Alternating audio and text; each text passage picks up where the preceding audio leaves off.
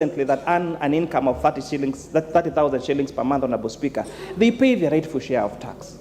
The nurses that help our mothers deliver in our hospitals, or the nurses that treat our old relatives and the old people in home-based care, pay their rightful share of tax. The doctors that work day and night to save lives of this particular country, the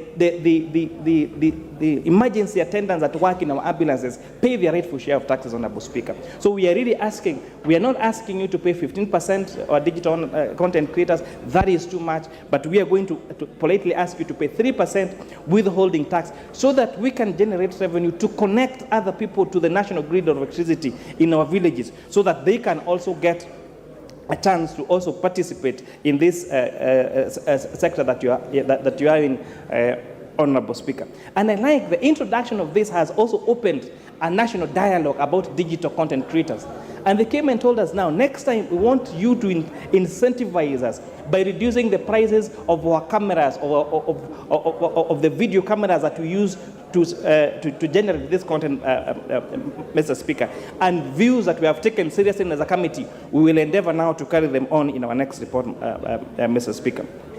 Clause 28 of the proposed increase of VAT on petroleum and liquefied petroleum gas from 8% to 16%, Honorable Speaker, was a very contended issue, Honorable Speaker. But what has the committee done? Honorable Speaker, when we put the VAT on fuel at 8% and every vegetable product at 16%, so what that meant, Honorable Speaker, that these particular businesses in this particular sector were always in a VAT credit refund position, because their input tax, Honorable Speaker, they're able to pay their VAT on input at 16%.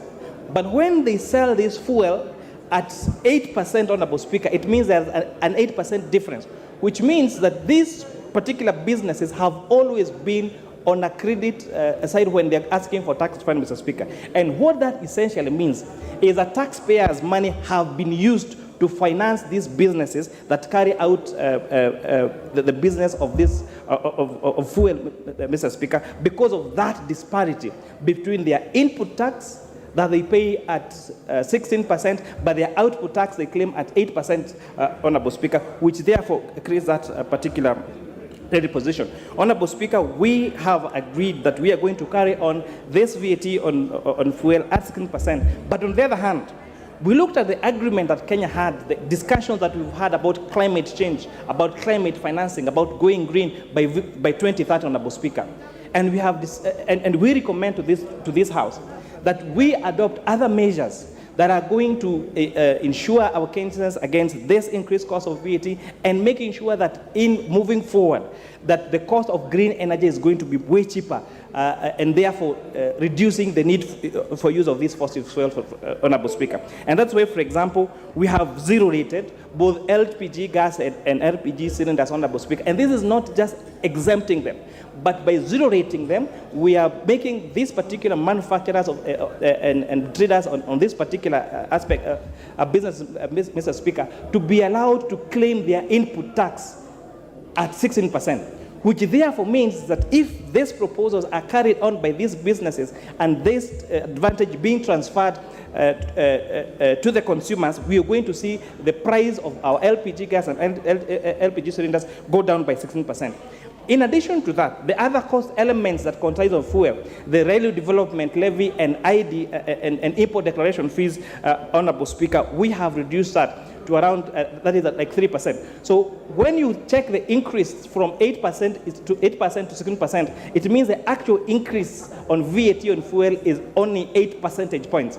And if you now deduct the reduction on railway development levy and IDF, that means that the marginal increase on VAT on fuel would be around 4.5 percentage points, Honorable Speaker. On this also, we are looking forward to having most of the imports. The data from our Kenya Revenue Authority, from the Customs Department, has shown that most of the motor vehicles that we're importing in this country are hybrid cars, because Kenyans are now going to motor vehicles that don't rely wholly on fuel, but are both, and that are semi-electric and semi-use fuel, Honorable Speaker. And as such, we have incentivized manufacturers of electric motor vehicles, electric motorcycles, electric border cycles, so that in the long run we grow our manufacturing of electric buses, electric vehicles, and electric motorcycles. And not just that, zero-rated also their charging system, their charging units. And we look forward, just like countries like the United States of America or the UK, where most of the means of transport, whether it is buses or motorcycles, Honorable Speaker, are going to be electric, and therefore reducing the need for use of fuel, Honorable Speaker. Key to note, Honorable Speaker, one of the greatest challenges you're facing as a country has also been the depreciation of the Kenya shillings against the US dollars, Honorable Speaker. And the oil component, the amount of money we are spending per month, per annum, importing this fuel is a point of concern. So until that time, when we explore our own oil and have our own oil, Honorable Speaker, we have to think about alternative sources of energy that are green, that are cheaper, and that are sustainable, Honorable Speaker. We also was interesting to find innovations that have been done by some companies. And I would like to give an example of a institution called Coco that makes biofuel. They have come up with an innovation of stoves and canisters that reduce the cost of safe fuel for use for cooking at home to Kenya shillings, 10 shillings per meal. That it can cost you at least around 10 shillings to prepare a meal at home. And how much does that cooker and that canister cost? Only 1,500, Mr. Speaker. And these particular institutions, we have seen them expand across the country. And if we continue to incentivize use of clean energy for cooking, we are going to get away from these fossil fuels and reduce the pressure on our imports, Honorable Speaker, therefore leading to a stabilization of our shilling and make the movement of particular sectors and our consumables much more cheaper, Honorable Speaker.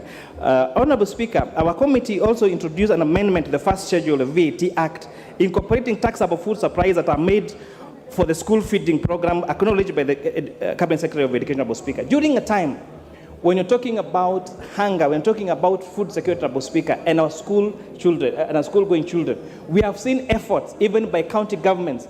We have seen efforts by, I think, our best serving example is the constituency headed by the Honorable KJ, that have been able to establish a very effective school feeding program at, I think, only 20 shillings per meal, Honorable Speaker. So what we have done is an introduction to introduce to the first schedule of the VAT Act taxable, so food supplies that are made to school feeding programs to be zero-rated.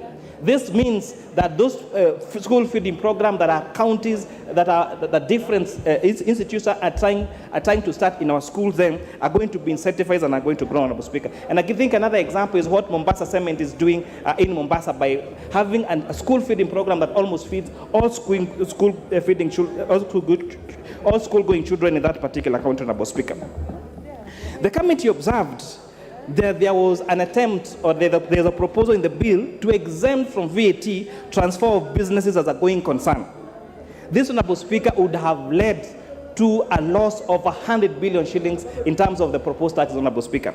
And this is one of the clauses that we have recommended for deletion, so that if when I transfer my money from my bank account, from one bank account to another bank account, I pay VAT and I pay excise duty. When I transfer money from my M-Pesa account to someone else's M-Pesa account, even when I'm transferring money from one of my M-Pesa lines to my other M-Pesa line, I get to pay a tax. Why would we exempt transfer of businesses as a going concern from taxation? From the calculations given to us by the Budget Parliamentary Office, this was going to lead to a potential loss of 100 billion shillings, money that we have now got back in the bill, and therefore the deletion of this particular clause would mean that we will be able to raise an additional 100 billion shillings, Honorable Speaker. Clause 36 was another contended issue, Mr. Speaker. This clause required that if you went to court and you had a tax dispute, and you went to tribunal, and you lost the case, if you wanted to appeal your case, you would be required to deposit 20% of the disputed amount with Kenya Revenue Authority. We found that this was a violation of the rights of taxpayers to access justice. It was unfair to require somebody who seeks legal redress because they feel aggrieved to be required to pay a deposit of 20% for it. And Honorable Speaker, we urge this House to carry on the proposal for deletion of this particular clause, Honorable Speaker. Clause 43B, 4, 5, 6, and 7. Honorable Speaker, again, I had extensively talked about that particular matter. Let me get to clause 59.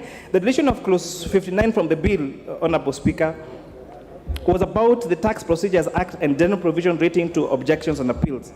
And this, Honorable Speaker, was opposing restrictions to access to justice, and a proposal that, Honorable Speaker, we say they be deleted. Clause 61, Honorable Speaker, regards to Section 84 of the Tax Procedures Act. The committee proposes that 61 be deleted due to its punitive nature of concerning the tax shortfall penalty. Currently, Clause 61 imposes penalties for tax shortfalls without taking into consideration of innocent and inadvertent errors made by taxpayers. Honorable Speaker, this clause said that if you undeclared your taxes, or the Kenya Revenue Authority felt that you had underdeclared your taxes, that they would penalize you for it. And we felt it may not have been deliberate. It could be an accounting error that was done when you're filing your returns, and therefore we have deleted that requirement for that particular penalty to be imposed on taxpayers. Clause 62 on penalties for failing to comply with the Electronic Systems Act. This amendment is to insert a new section 86 that aims to modify the penalty provisions related to non-compliance with the electronic tax system, making the penalty more reasonable and conducive. Honorable Speaker, this particular proposal was recommending that if you were not on e-teams, or if you were found that you needed to issue an iTax receipt but did not issue one, then you would be fined 10 times more. You'd be required to pay a fine of 10 times the amount that was tax due. Honorable Speaker, in as much that we want to enforce compliance with this particular tax system, we felt a fine of 10 times more was too punitive, and Honorable Speaker, we propose that the penalty only be 2 times of the tax due, Honorable Speaker. Honorable Speaker, we are proposing an amendment to the bill to include a new clause 67, and this, Honorable Speaker, it wants to address the powers granted to the Commissioner regarding the adjustment of specific rates of export levy. Currently, Section 5.4 allows the adjustment of the specific rate of export levy to account for inflation. However, it is proposed that this provision be removed as it mirrors Section 10 of the Excess Duty Act. Clause 6 of the bill already seeks to eliminate the Commissioner's power to adjust specific rates of excess duty based on inflation. The rationale behind this proposed amendments is to ensure consistency in the treatment of specific rates for both export levy and excess duty, Honorable Speaker. Clause 76 of the bill on the deductions of the National Housing Fund, Honorable Speaker. Another very contentious issue. We listened to the view of Kenyans, and Kenyans told us it is a good thing to make houses affordable to the public. It's a good thing that somebody who rents an apartment in Kenor or in Section 58 or in either part of the country and pays rent have an alternative of paying the equivalent of the rent but get to own that house at the end of a particular period, Honorable Speaker.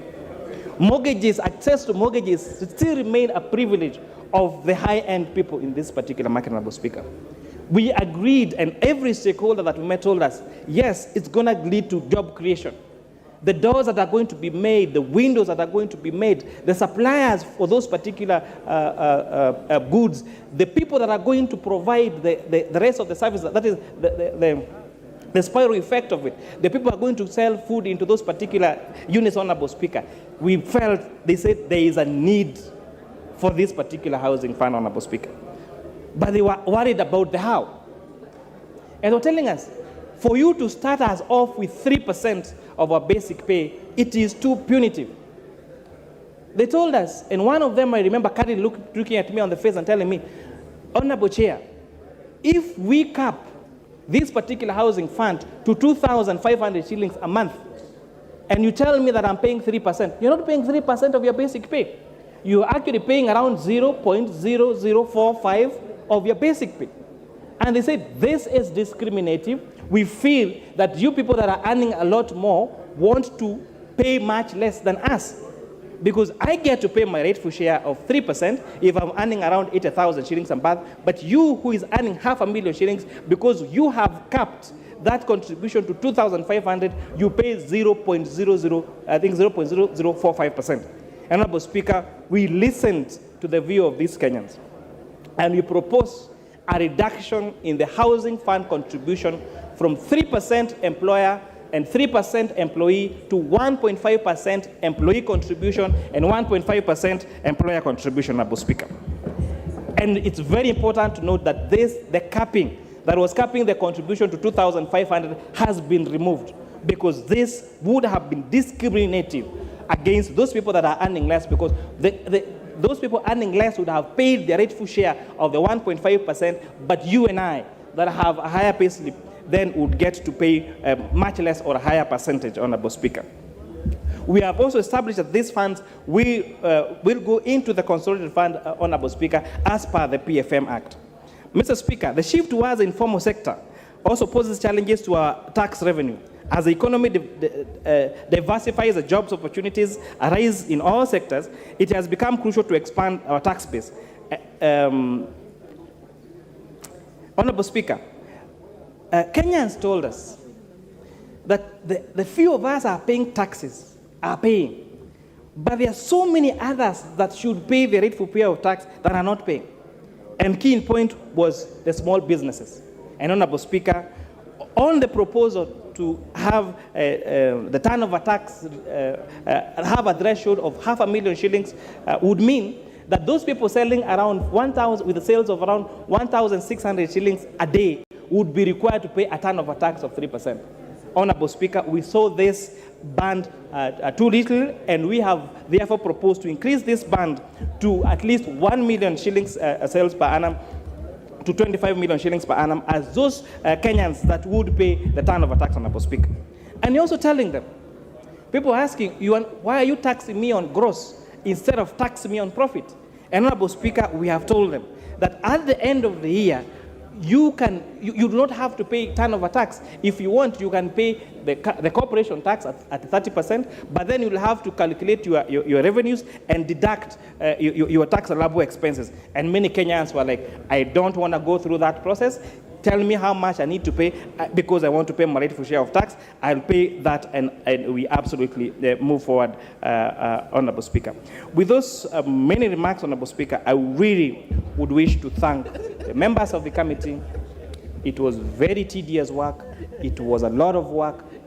Most of us still have a back problem even now. Our members of Secretariat, they have been doing almost 24 hours of work to make sure that we put this particular report in order, Honorable Speaker. And because I want to give as many honorable members as possible to contribute to this particular matter, I only have one last statement to make, Honorable Speaker. The difference between tax-exempt and zero-rated. This, I find it quite baffling that we use tax exemption and zero-rate interchangeably. They are as different as heaven and earth.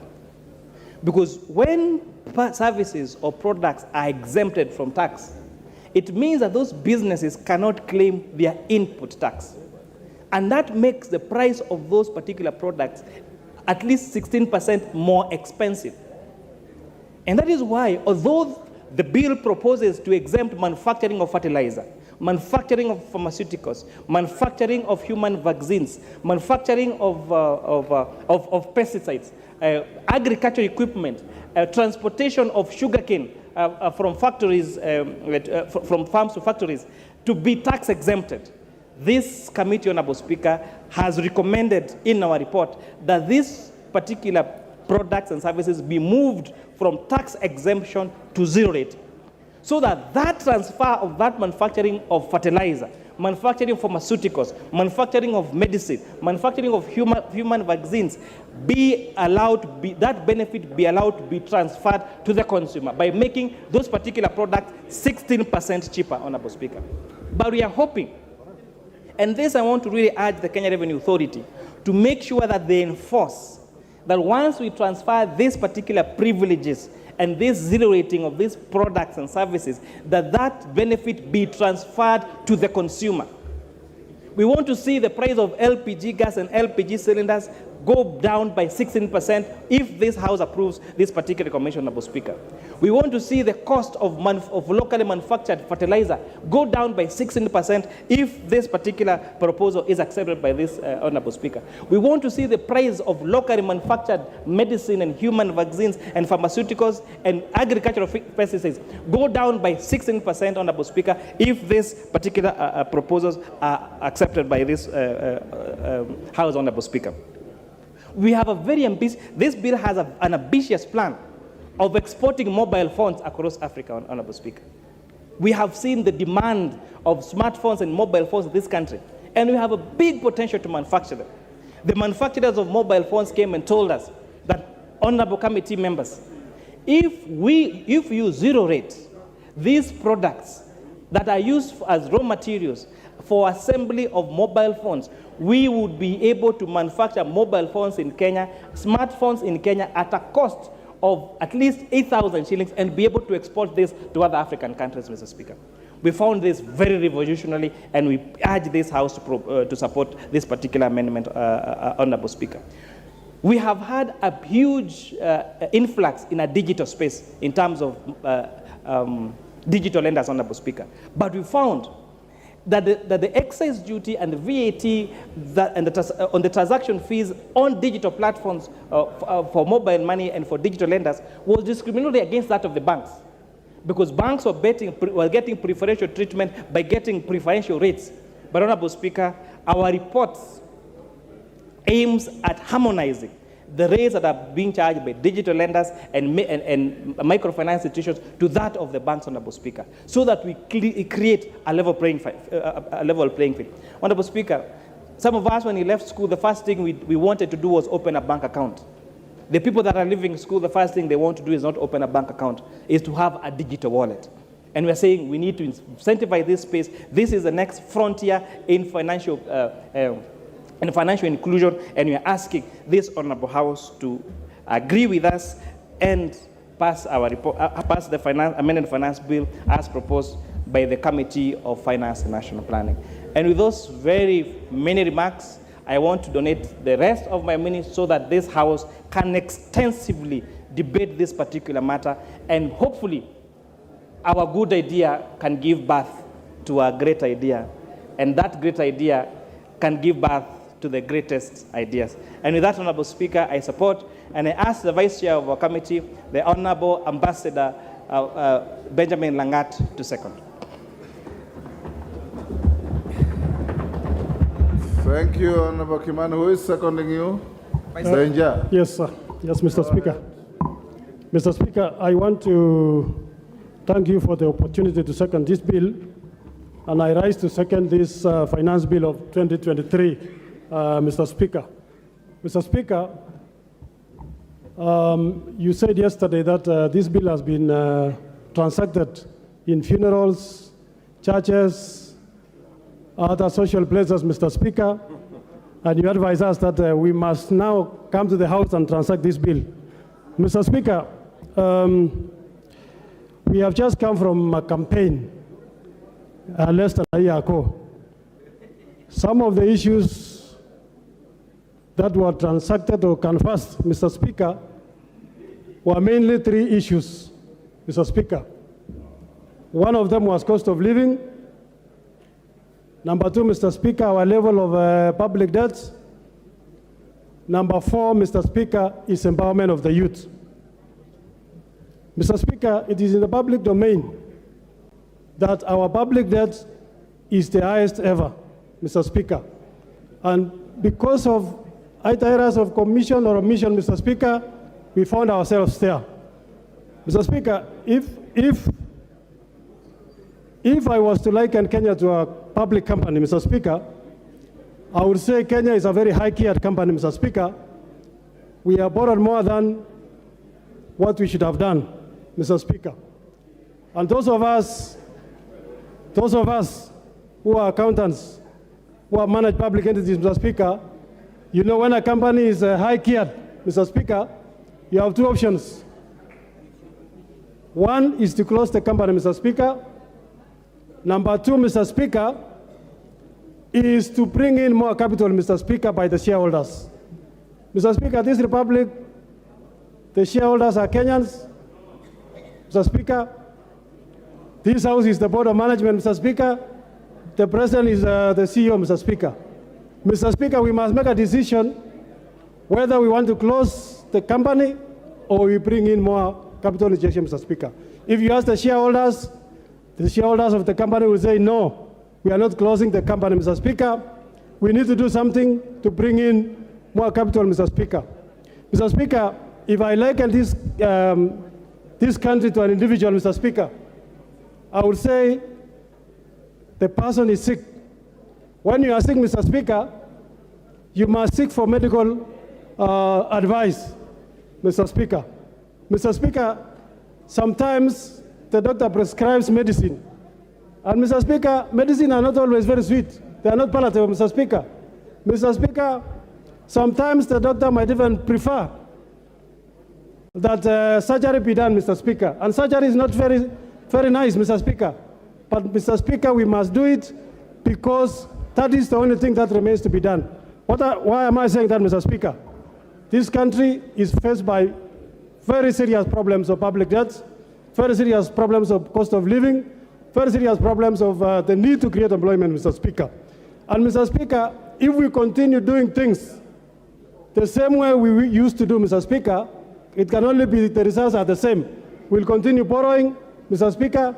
We'll continue not having employment for our youth, Mr. Speaker. So, Mr. Speaker, I'm only saying this bill is good because it proposes radical changes, Mr. Speaker, to help us to resolve the problems that will come, that we are in now, Mr. Speaker. Mr. Speaker, the question is the process nice? Mr. Speaker, it may not be nice. But, Mr. Speaker, we need to take those decisions so that tomorrow is better than today, Mr. Speaker. Mr. Speaker, I want to thank the members of the committee because we sat and we listened to members of the public, Mr. Speaker, through a public participation process. Mr. Speaker, I'm a former chairman of this committee in the 11th Parliament, Mr. Speaker, and I can confirm there has never been an interest in finance bill more than what I saw in this one, Mr. Speaker. Mr. Speaker, we received almost 200 representations from members of the public, organizations, professional organizations, Mr. Speaker. And, Mr. Speaker, I want to inform the House that we listen to them, Mr. Speaker. And the question is, does the bill have issues? Yes, there are small issues. But, Mr. Speaker, I'm happy to report to the House that more than 60% of the concerns of Kenyans, Mr. Speaker, we have carried it in our report, Mr. Speaker. And so, members, when you are reading the bill as it is now, you read it together with the report which was tabled yesterday, Mr. Speaker. Mr. Speaker, I want to say that all the matters that were of contention, we were able to give it a hearing, and a recommendation will be put to this House, Mr. Speaker, to make sure that we alleviate the fears of the public sector, Mr. Speaker. Some of the issues include the excise duty on both manufactured goods in the country and imported goods, Mr. Speaker. And the stance of the committee, Mr. Speaker, throughout was that we must support local manufacture. We must give competitive advantage, Mr. Speaker, to our manufacturing sectors, Mr. Speaker.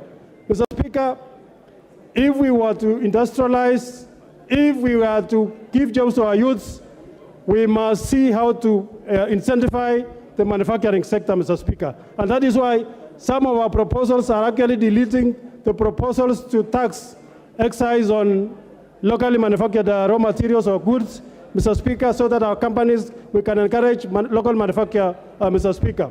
Mr. Speaker, one of the other proposals in this bill, Mr. Speaker, is the export levy, Mr. Speaker.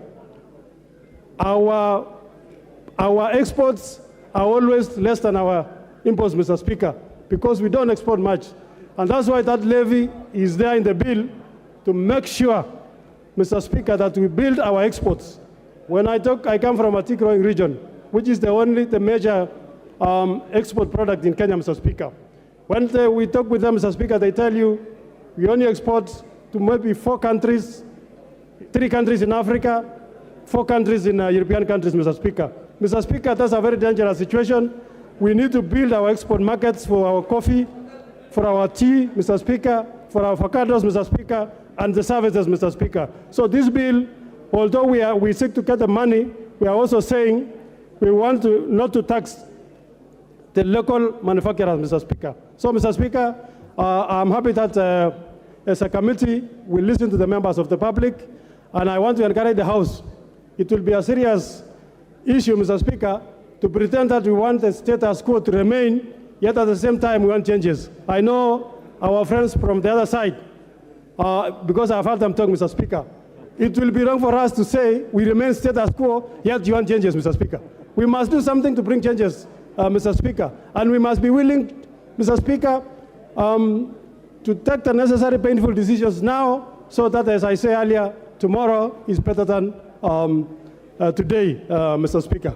Mr. Speaker, so that I give time to other members, I want to say I support the bill, including the amendments. I second the bill, including the amendments that will be brought at the right stage, Mr. Speaker. And I want to encourage them, all the members to rise to the occasion, Mr. Speaker. We become bold. We reduce our public debt, Mr. Speaker.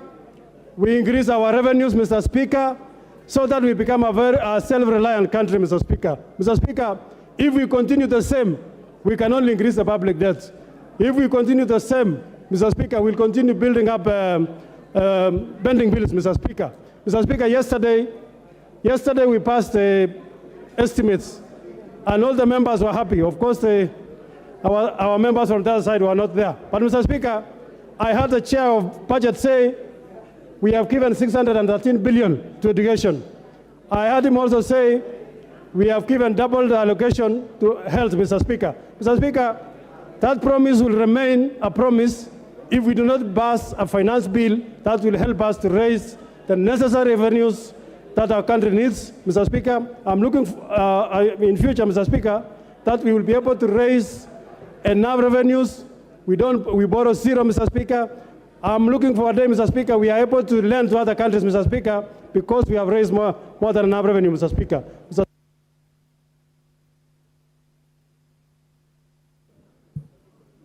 Order, honorable members, before I propose the question, allow me to recognize the following schools in the speakers and public gallery. St. Francis Secondary School, Mwea, Kirinyaga. Al-Amin Stare, Nairobi. Kinderville School, Mavoko, Machakos. St. Hannah's School, Westlands, Nairobi. On your behalf and on my own behalf, I welcome the students and their teachers in the House of Parliament.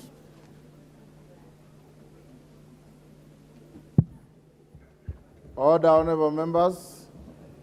Members who are on their feet, take your seats. Honorable members, I now propose the question, which is that the Finance Bill, National Assembly Bill number 14 of 2023 be now read a second time.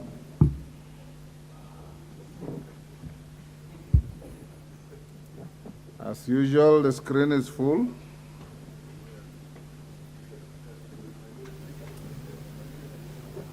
Robert Mbui. Thank you, Mr. Speaker, for this opportunity. Mr. Speaker. Compose your thoughts and deliver your messages in 5 minutes. One more because you've taken part of it. Mr. Speaker, first and foremost, I want to say that this is the most contentious finance bill since I was elected in this House in 2013. In fact, Mr. Speaker, this is so contentious that I look at it like a drum of poison. And Mr. Speaker, when I listen to the mover and the seconder, they've mentioned some amendments they're proposing, a few things that are in the bill that are okay. It's like saying that they have put a teaspoon of sugar in a drum of poison. Mr. Speaker, for me, I think this bill is something that we must reject in its totality. Mr. Speaker, the economic situation in this country is very dire. Kenyans are struggling. Kenyans are suffering. Mr. Speaker, very few Kenyans can actually put 3 or 4 square meals in a day on the table. Mr. Speaker, Kenyans are asking themselves, do we put food on the table for our children, or do we pay fees? Do we buy clothes? Everything is difficult. Life is difficult. Mr. Speaker, that is one of the reasons why you saw our team of Azimio going to the streets, because we are feeling that somebody needs to start caring for the hustlers. Mr. Speaker, 1,000 shillings a few months ago could buy, maybe even fill a paper bag. Mr. Speaker, today, with 1,000 shillings, you cannot even buy 2 kilos of sugar, 2 kilos of unga, 2 kilos of cooking flour. I mean, it's already finished, Mr. Speaker. So I'm telling you, it is a very bad situation. Now, this bill, when we heard that there was going to be some proposed amendments, we thought they would deal with those things that are affecting the cost of living. 16% VAT on petroleum products has been retained. Mr. Speaker, what does that mean? That the cost of everything transported, goods and services, will go up. The cost of electricity will go up. Mr. Speaker, there is also advance tax that has been proposed on personal public service vehicles and, of course, on transporters. Again, Mr. Speaker, the minute you increase taxation, what it does, Mr. Speaker, is that will be passed on to the end user. And, Mr. Speaker, the end user is that person that we call the hustler. Mr. Speaker, who will speak for the hustlers? Mr. Speaker, our turnover tax, which is a tax on doing business where there is no profit, has gone up from 1% to 3%. Mr. Speaker, how do you tax people for having the dream of opening up a business? And we are being told that those at the bottom of the bracket are going to be raised, they are going to be assisted. Mr. Speaker, this was a hoax. Now Kenyans can see for themselves that there was never any good intention from this Kenya Kwanza regime. Mr. Speaker, this House must stand up to be counted. And this House must listen to the voice of Kenyans. Over 93% of Kenyans have said we reject the finance bill. 93% of Kenyans, those that voted for us. Mr. Speaker, I am shocked that members of the House can stand up and say, despite the fact that our voters are unhappy with the bill, we shall continue and vote in its support. Mr. Speaker, Yes, there is no... There's a point of order from the majority leader. There shouldn't be point of order. It is part of your debate. Honorable Speaker, I rise on standing order number 91. And I hear Robert Mbui saying there should be no points of order. But I think that is a prerogative of the Speaker. Honorable Speaker, standing order 91 speaks to the responsibility for statement of fact. And I've listened keenly to what the Honorable Mbui is saying. And Honorable Speaker, you did invite us to debate the finance bill. And it's only imperative on us that when we debate the finance bill, we restrict ourselves to facts that are in the finance bill and not use this opportunity, Honorable Speaker, to deliberately mislead the country or play to the gallery. And I know the Honorable Mwalimu Robert Mbui has been a good teacher and a good legislator. But to state that the question of turnover tax is what he is misleading the country to believe, knowing all too well, because he's a good teacher and he reads. He knows turnover tax is optional. You either choose to pay a turnover tax or you do your returns. True, Honorable Speaker. Order. What is out of order, Majority Leader? Honorable Speaker, what I found to be completely out of order. Order. What is out of order? Honorable Speaker, what I found to be complete out of order is the misleading statements that are not based on fact.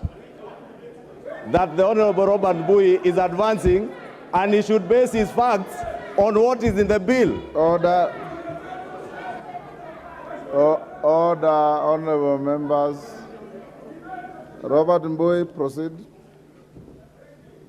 Thank you, Mr. Speaker. And please, Mr. Speaker, these frivolous points of order are just meant to waste time so that people cannot hear what we have to say. Mr. Speaker, I talked about things that are in the finance bill. Even the 3% turnover tax is in the finance bill, Mr. Speaker.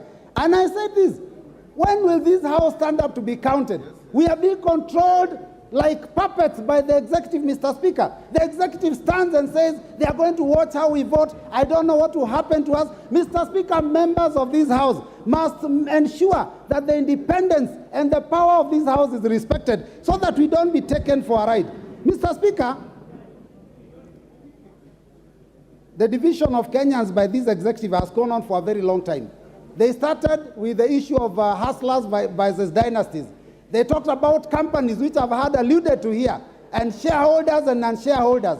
Now we've also been told, oh, this bill, there's a fight between those who have salaries and those who do not have salaries. Mr. Speaker, we must make sure that we speak the truth. When you tell us that you want Kenyans to feel pain now, I don't know, they will go to heaven soon or start enjoying themselves. It reminds me of Shakahola, Mr. Speaker. That is what the people of Shakahola told people. They told them, sell all your assets, come to us, starve and suffer in pain, then die and see heaven. Mr. Speaker, we do not want our hustlers to die. We will speak for them. They are suffering enough, Mr. Speaker. This bill, we cannot allow it to continue hurting them more than that, Mr. Speaker. Mr. Speaker, we have had a mention that Kenya is not highly taxed because I think, I don't know, Tunisia, Morocco, they are taxed more. Their tax to GDP is higher.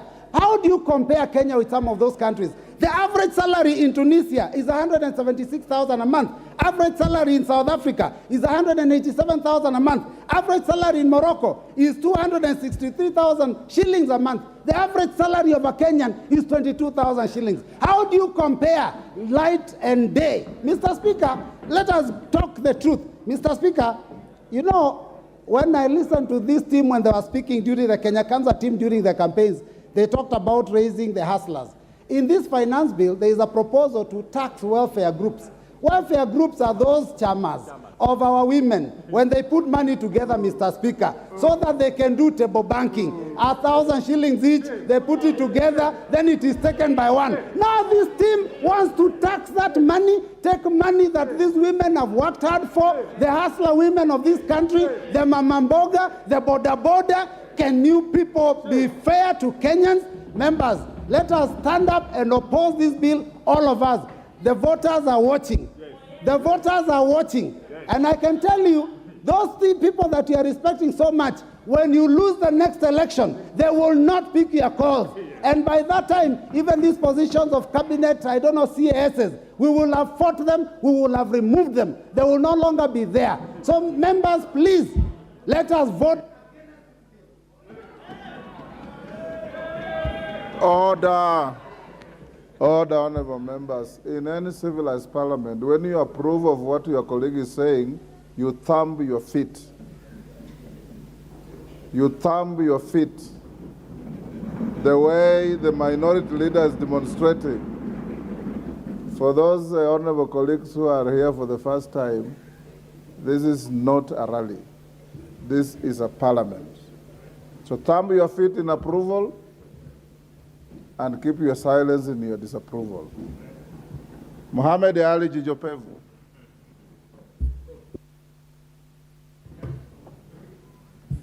Asante sana Mheshimiwa Spika. Mimi nasimama kuunga mkono na vile vile nitaanza kwa kusema ya kwamba ni vyema sisi kama wabunge tuweze kujadili masuala ambayo yana umuhimu na taifa hili na wananchi wake. Ikiwa tutaanza kufanya mazungumzo ya kuleta uvumi na fitina, basi hatutakuwa tunasaidia mwananchi wa kawaida. Nikiangalia hii bill, Mheshimiwa Spika, na hili bunge lina wabunge wengi zaidi ya 300. Na asilimia kubwa ya wabunge ni wale ambao wako nje. Na hawa wabunge wakifika katika majukwaa wanaenda kuchochea wananchi pasi na kuwaambia ukweli. Kuna mbunge wetu kutoka upande wetu ambaye pia ameenda kuchochea wananchi, lakini leo katika bunge hili hayuko hapa kujadili haya masuala ya fedha ili kuwafanya Wakenya waweze kuelewa zaidi. Mheshimiwa Spika, hili taifa limekuwa taifa la ombaomba tangu Kenya kupata uhuru. Mwaka wa 1963 Kenya imekuwa ikiongozwa na masuala ya kukopa, kila mwaka ni kukopa, kulipa wafanyikazi wa serikali, kukopa, kuleta maendeleo. Na ndio maana sasa imefika mahala ambapo tunataka kusema ya kwamba tutajinyima, tutajizuia na mikopo, tuanze kujifunza kutafuta hela miongoni mwa Wakenya na kujikomboa katika minyororo ya kukopa kila mwaka. Hili taifa hatuwezi kukopa mpaka kiyama. Hili taifa ni lazima tukaze minyororo, tufunge longi yetu vizuri na tuvae njuga, na tuhakikishe ya kwamba tutafanya haya mambo kwa miaka 2 ama 1 hivi, lakini mambo yatakuwa sawa. Mheshimiwa Spika, unataka vipi Kenya hii tujenge barabara wananchi wanataka? Mheshimiwa Spika, unataka vipi sisi leo tuweze kuunganisha umeme? Unataka vipi leo tuweze kupunguza bei ya vyakula ilhali tutaendelea kukopa kwa wazungu ili kuleta matatizo kwa Afrika? Ni lazima tujifunze na kustahimili. Mheshimiwa Spika, katika bunge hili leo, hawa wabunge wenzangu leo wana nguvu kwa sababu wao, kila mbunge kama sijakosea ana nyumba. Mheshimiwa Spika, wacha nizungumzie hili swala la nyumba kwa sababu linachukuliwa vibaya sana. Leo mbunge wa Kenya kila tama kiingia anachukua milioni 30 na kununua nyumba. Hawa wabunge wote, mimi pia binafsi nachukua hiyo pesa na kuhakikisha ya kwamba, Mheshimiwa Spika, nilinde. Mheshimiwa Spika, nilinde na haya maneno naosema. Hawa wabunge tuacheni ubinafsi kwa mara ya kwanza. Tufikirie hawa wananchi. Ni lazima tujinyime, ni lazima tujiadhibu ili tuweze kukomboa hawa wa Kenya. Leo unataka kupinga mswada, leo unataka kupinga bill kwa sababu ya kutafuta umaarufu, siasa za populism. Tunataka siasa za kukomboa taifa hili. Hatuwezi nyima maskini nyumba na wewe unajipatia nyumba kila mwaka. I see nothing out of order. You'll get a chance to say something contrary to what he's saying. That is what debate is all about. Mheshimiwa Spika, na naomba uniongezee dakika zingine 2 kwa sababu hawa watu wa Azimio wanapenda kupiga kelele mambo mazuri yakitajwa. Mheshimiwa Spika, nilikuwa nazungumzia, angalia katika hii bila, angalia Mheshimiwa Spika. Kwanza inapatia taifa hili uhuru wa kuwapatia nafasi wawekezaji waweze kuja katika taifa hili. Wawekezaji wengi wanaweza kuwekeza katika Nairobi, lakini wamepunguziwa kutoka 37.5 hadi 30% kwa masharti ya waende wawekeze maeneo mengine kama Bungoma, Mombasa, Garissa, sehemu ambazo hazina uwekezaji. Zikiwekezwa basi watoto wetu wanapata kazi, nchi inapata ushuru, nchi inapata nguvu ya kuweza kujikomboa. Angalieni mazuri ndani ya fedha hii. Kwa mfano, hii mambo ya 10% ambayo ina protect local market, ya kuhakikisha kwamba tunaenda katika jua kali sekta, tunanunua Kenya, tunanunua Ukenya ndani yetu na kuhakikisha tunainua viwanda vyetu. Angalieni yale mazuri yako ndani ya hii, msiangalie ubinafsi, msiangalie tamaa, msiangalie kuongozwa na viongozi ambao hawana dira ya uongozi. Kila mwaka ni kusumbua, kila mwaka ni kuambia. Time is up. Women Rep Migori. Women Rep Migori, you are on the screen, or you are not ready.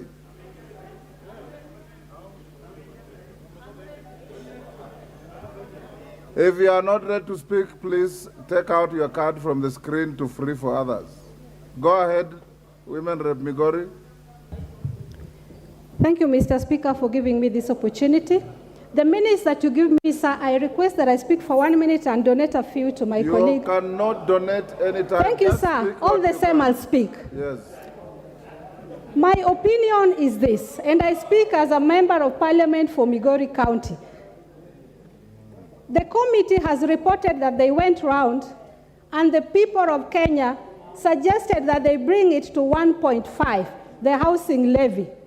They are not being sincere unless they were doing this out of Kenya, but not in Kenya.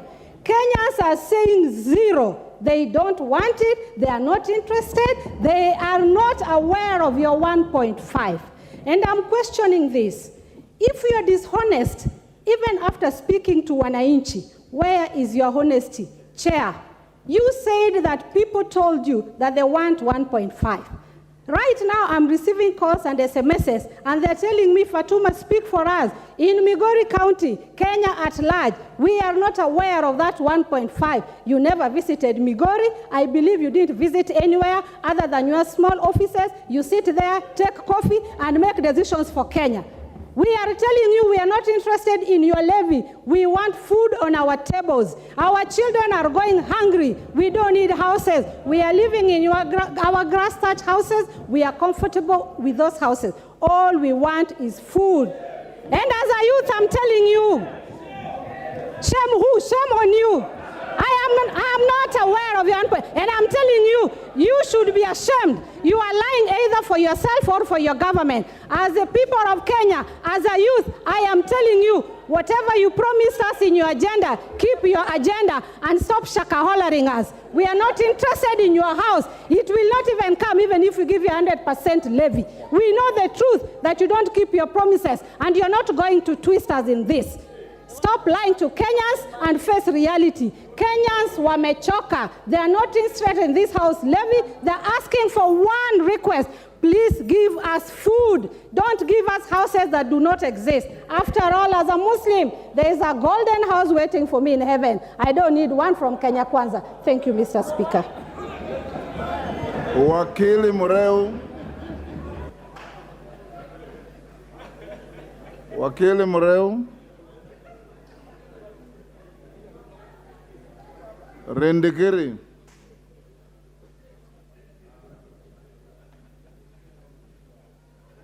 Please. Thank you, Mr. Speaker. I am not going to dwell on shouting and populism. I will go to the facts. Mr. Speaker, we are dignified members of this House, and we have a moral responsibility of guiding our thoughts and our future. Mr. Speaker, this committee is not made of tweets. It's made up of professionals who we believe have done a good job. They never sat anywhere taking coffee. They listened, and this member who has just spoken has expressed a lot of ignorance as a member of parliament. It's very unfortunate that we can continue saying our people can continue staying in that house. Mr. Speaker, on the issue of housing, I am the vice chair of housing, and I'm not ashamed of standing here to say I am so impressed by the outcome of this amendment. Mr. Speaker, this clause addresses the need for housing in slums, which are in Nairobi, Kisumu, Mombasa, Eldoret, and Nakuru. Mr. Speaker, we are members of parliament in these chambers who are leading constituencies where 50% of their residents stay in slums. What we are trying to do and what the Kenya government is doing is to uplift the standard of these people according to Article 43 of our Constitution. Mr. Speaker, these people who are talking and condemning the housing factor, they need to go back to our Constitution. How are we going to realize giving clean environment and sanitation if we cannot raise money? We should not deceive ourselves. I think the politics of populism, I am shocked. Even the members of parliament for Kasarani, Madale, Kebela, they are all seated here shouting and condemning the people who they are reading. And you are sitting, you are staying in a 5-bedroom house, 5-star house, and here you are, the government is giving a long-term solution to the problem, yet you are here trying to teach us on how to think. We are not going to think that way. We want to have a future for our people. Mr. Speaker, we want to create affordable housing for our children and generation to come. We have to have a fund that is going to do this. Mr. Speaker, this bill is not only creating houses, it's also creating employment for our children. That is the concept of housing. It is going to make utilization of our local resources, and it's going to enhance manufacturing, and it's going to create businessmen. So we are dealing with a very global and major issue, not the trivial aspect of just the shelter. Mr. Speaker, the finance bill has raised the issue that every Kenyan is saying, Mama Mboga want road, Mama Mboga want education. Mama Mboga want electricity. Mama Mboga want health services. How is the government going to provide this if we are not going to raise money? The former government utilized our coffers when they were exiting, and the people in front leading the Azimio Brigade, they are the same battalion that took off with the money that was left at the treasury. Shame for you to stand there and tell Kenyans that the living standard. Listen, you took a lot of debts. You left this country in debt. Now, where do you think the money is going to come from? Mr. Speaker, we are pretenders of the greatest honor. There is no way that we are going to lower the standard of living for Kenyans if we don't increase productivity. Productivity cannot come as if there is no money put in the investment in terms of agriculture and support services. So let's engage on issues. Let's not engage on populism. My friend, Mr. Boy, I was not born in parliament, but I want to be counted as one person who, I want to be counted as one person who... Yes, Robert Mbui, what's the problem? Honorable Speaker, we are debating the finance bill. And it is very shocking for the honorable member who was on the floor, the Honorable Rindikiri, to start lecturing me and mentioning my name. Mr. Speaker, here it's about debate, it's about the finance bill. Whatever emotions you have, please do not, I think, protect me, Mr. Speaker. Mr. Speaker, I will call him Walim. Order in the Kiri, to be fair, Robert Mbui, nothing personal. You have already contributed, and even Kathy has referred to you as my friend Robert Mbui to counter your argument. That's part of debate. Rindikiri. Thank you, Mr. Speaker. So we are saying this issue of address of cost of living is a shame to tell people that cost of living will just come from heaven. Nothing. We have to increase productivity. We have to raise money to put in agriculture. We have to raise money to put in manufacturing. We have to put money in value addition. That is why we are going to address the issue of cost of living. The others, my friends, are good people. You know inside yourself, you are not playing to the...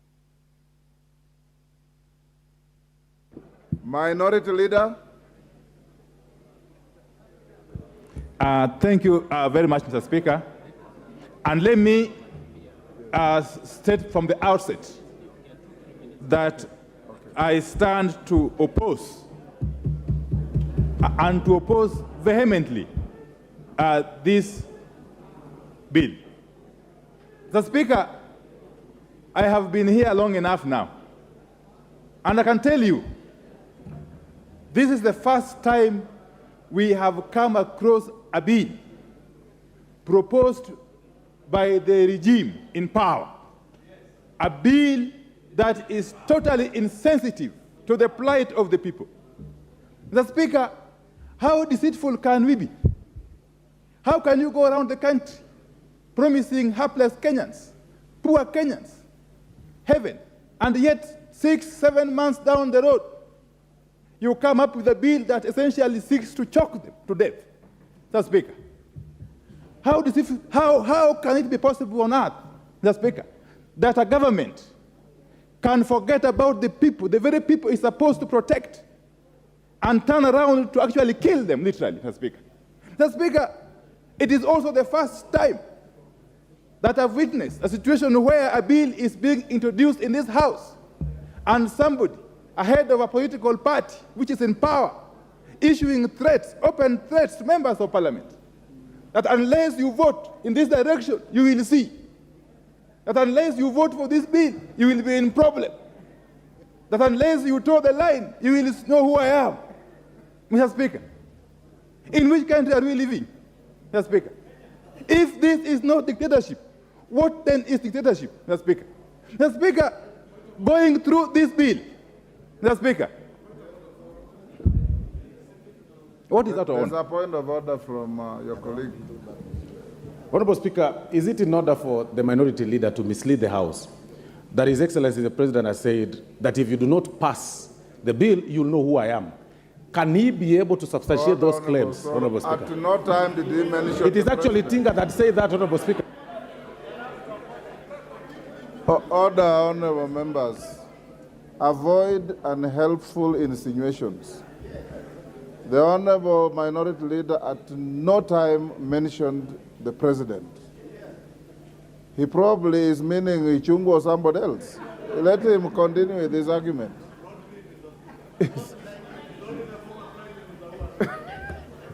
Mr. Speaker, as usual, I will ignore the Honorable Soro.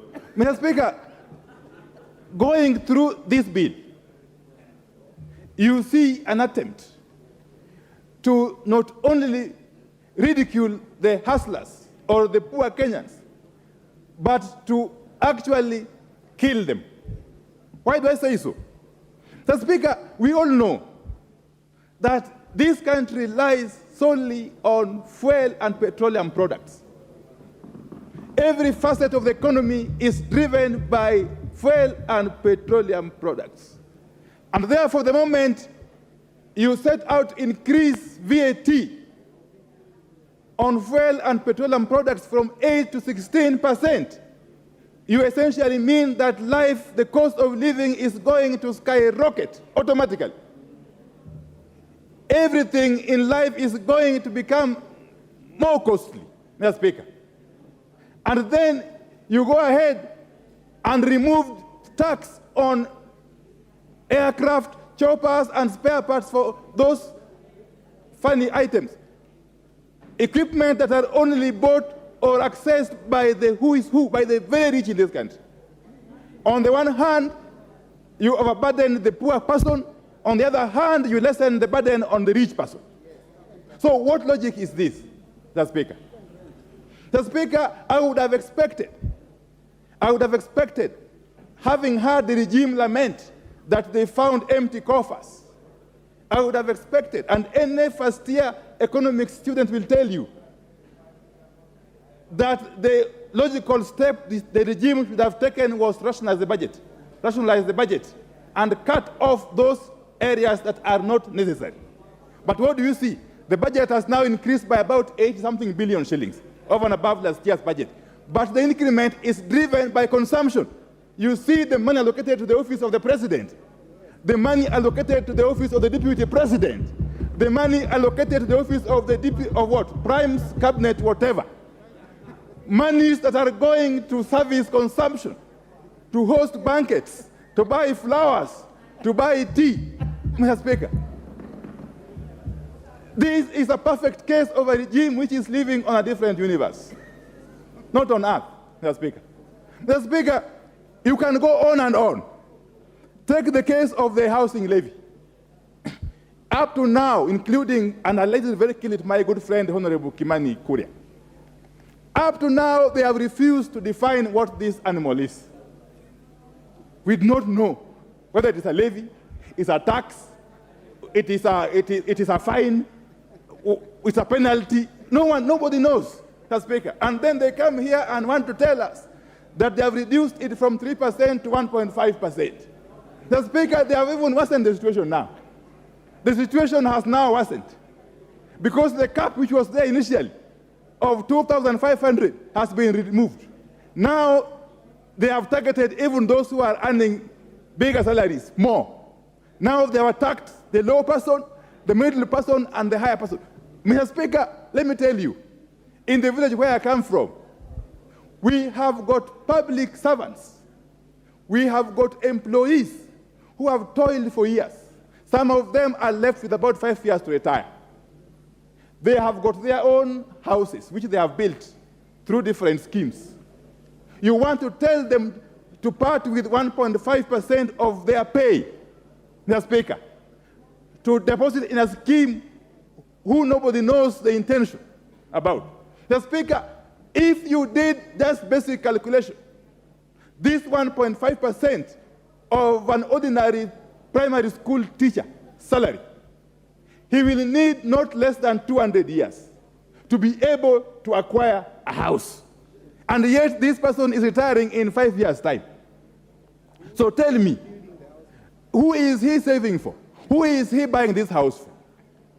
Is his grandchildren, great-grandchildren, or who, Mr. Speaker? Nobody is coming up to give us answers to those very basic questions. And yet, to that poor Kenyan worker in the village, that 1.5% which you are forcing him to fork out can mean a difference between starving to death or surviving. The Speaker, that poor Kenyan worker in the village, or even here in Nairobi, depends on that 1.5% of his salary to put food on the table for his children, to buy a uniform for his school for his children, to pay school fees for his children, to actually pay all the bills that he incurs in his day-to-day life, Mr. Speaker. And therefore, this is one of those schemes. In fact, I would want to equate it to a pyramid scheme. Mr. Speaker, this housing levy, or whatever they call it, is a perfect case of a pyramid scheme. And Kenyans must say no. They have already said no resoundingly, Mr. Speaker. Mr. Speaker, you can go on and on. You can go on and on. Look at the case of poor Kenyan women and girls, and including even boys, who depend on the business of saloons, kinyozi, and what have you. What have they done to them? They have imposed an excise duty on human hair, wigs, false beards, eyebrows, eyelashes, artificial nails. Mr. Speaker, these people have a bone to pick with poor Kenyans. They don't want our women to be beautiful. They don't want our men to be well kept, Mr. Speaker. They are basically strangulating every other poor Kenyan who is struggling. Mr. Speaker, as we speak, those saloons, those kinyozis employ hundreds of thousands of Kenyans. Hundreds of thousands of Kenyans are employed and depend on those kinyozis, those saloons. If you come out and impose such taxes, you are essentially telling them to go back to and engage in other nefarious activities, Mr. Speaker. Mr. Speaker, you cannot be on one hand condemning alcoholism and drugs and so on and so forth, and on the other hand, you are removing people from gainful employment and throwing them to the wilderness. What a contradiction is that, Mr. Speaker? Mr. Speaker, this bill, as I conclude, Mr. Speaker, as we sit here today, and as we debate in this very magnificent chamber, Kenyans are watching out there. In fact, I have received since 1 hour ago, not less than 200 messages from Kenyans who are watching us.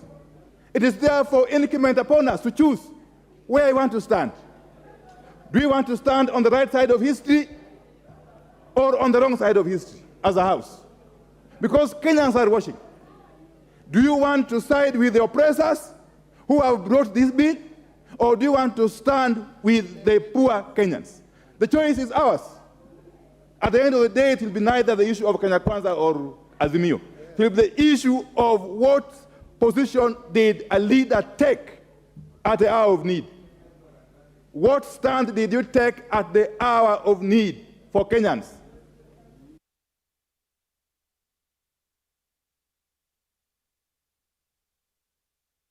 Speaker, they are watching, and it will not matter whether you vote yes or no, and whether yes wins or not. What will matter is where are you standing as a leader of the people of Kenya. The Speaker, in this country, we are used to giving empty and lofty promises, and then we forget about them soon after elections. This time round, the mood I am seeing out there, and I am very often at home, Mr. Speaker, the mood out there is that this bill is a make or break point. This bill can actually spark a serious revolution in this country. This bill, I want to caution you, this bill can actually be the spark that will lead a revolution that will never be ended. And it's going to be a revolution of the proletariat, Mr. Speaker. It's going to be a revolution led by the poor hustlers, Mr. Speaker, because they have had enough. They have had enough of lies. They have had enough of this chest stamping. They have had enough of this bravado. that hour of reckoning has now come. And therefore, I want to say this. That even as we stand here to please our masters out there, our masters who are watching us, you must understand that the bigger, greater masters are the people who voted us, not those who imposed us on these positions. Mr. Speaker, this House cannot go down in history as a House which disregarded the plight of the people.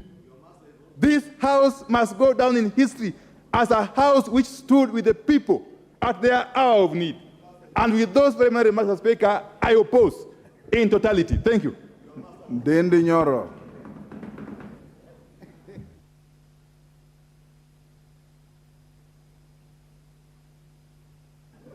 Thank you very much, Honorable Speaker, for a chance to contribute in regards to the finance bill. And of course, I rise to support. And Mr. Speaker, I would want to take this opportunity to contextualize the debate you are having and the ramifications of this debate. Mr. Speaker, we just debated our estimates, which we concluded through the Committee of Supply yesterday. Mr. Speaker, we read a budget of 3.679 trillion Kenya shillings, and that is the correct figure. We are not adding our budget by the other figures I'm hearing flying around. Our budget is actually precisely 3.67 trillion Kenya shillings.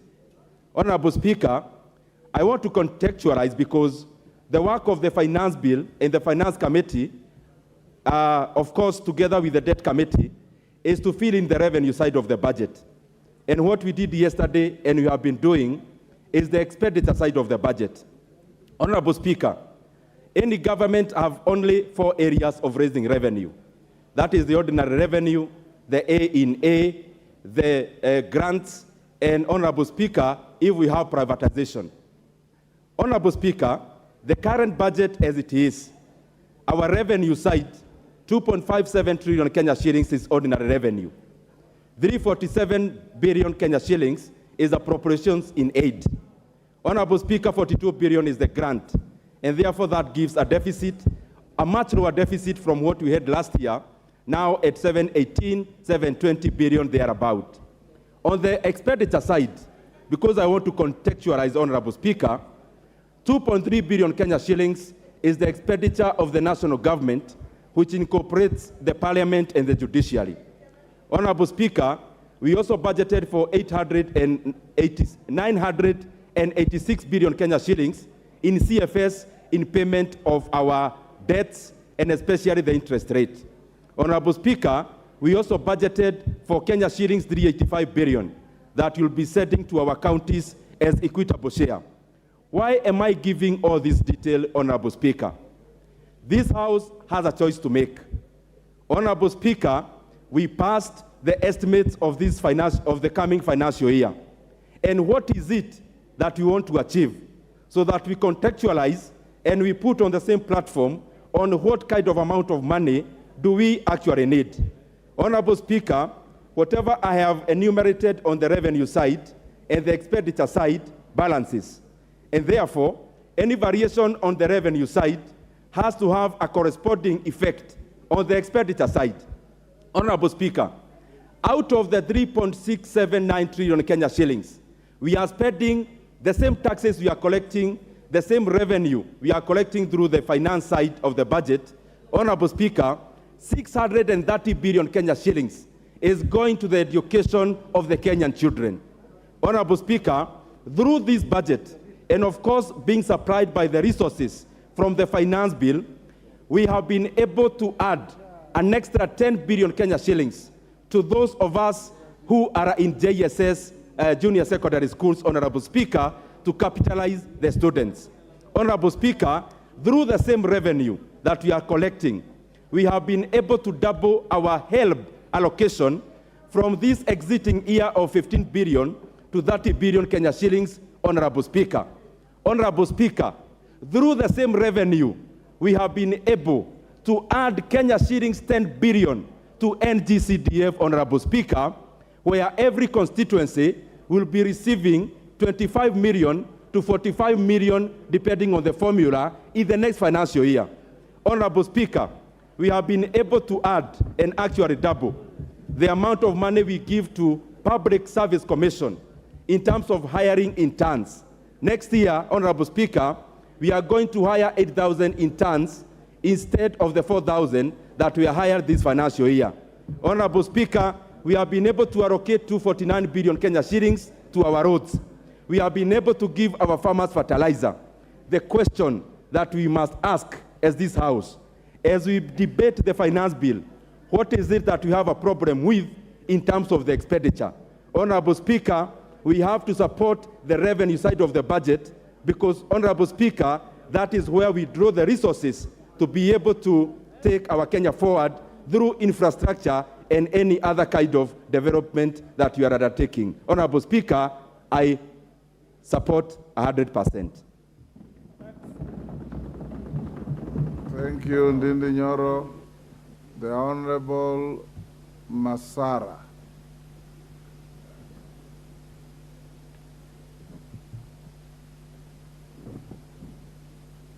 Give Honorable Masara the mic.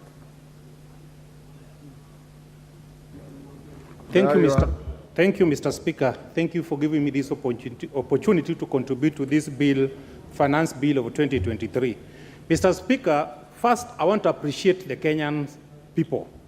For the first time in the history, they have really participated and contributed towards this contribution. This is where we have seen and Kenyans have exhibited public participation. I want to encourage all Kenyans to be doing this in every bill so that they can participate in how they are being governed. Mr. Speaker, having said that, first, I want to say that I want to correct an impression which was given by my friend, Honorable Mohammed Ali. The mortgage we are being given as MP, we pay for rate plus interest. It's not a free money for us. It is being deducted from our salaries. Therefore, somebody should not say that we are tuko na ubinafsi. It is a right we have been given as member of parliament, and we pay for it from our salaries. Mr. Speaker, I want also correct people who have said that we cannot continue borrowing.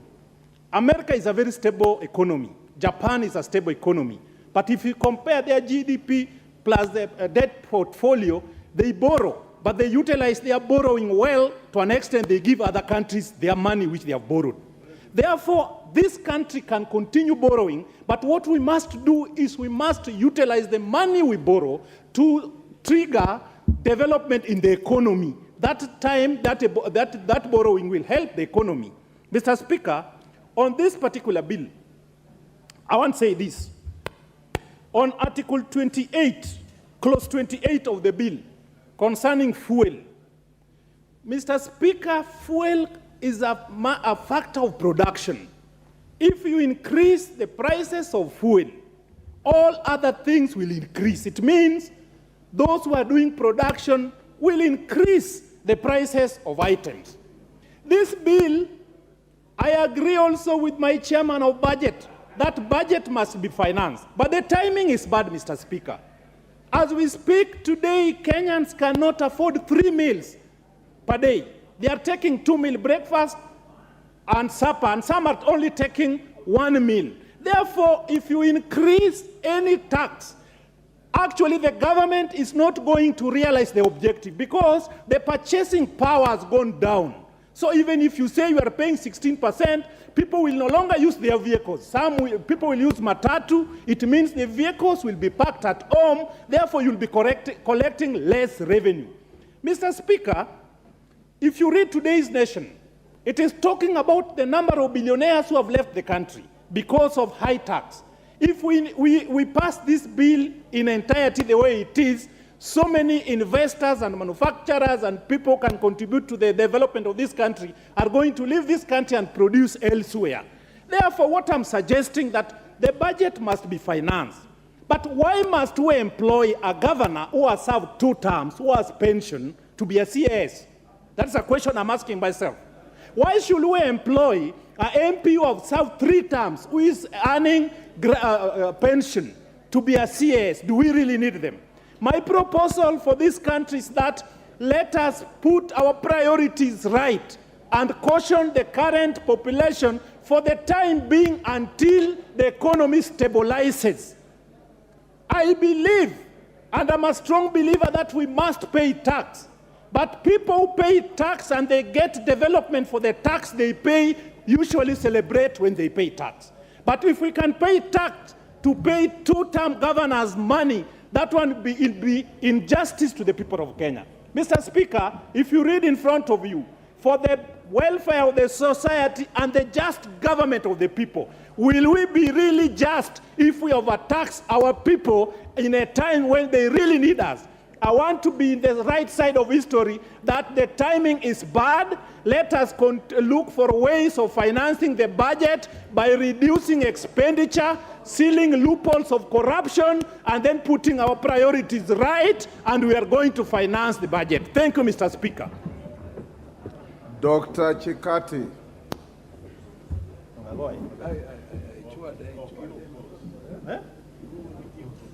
I oppose. Give Dr. Chikati the mic.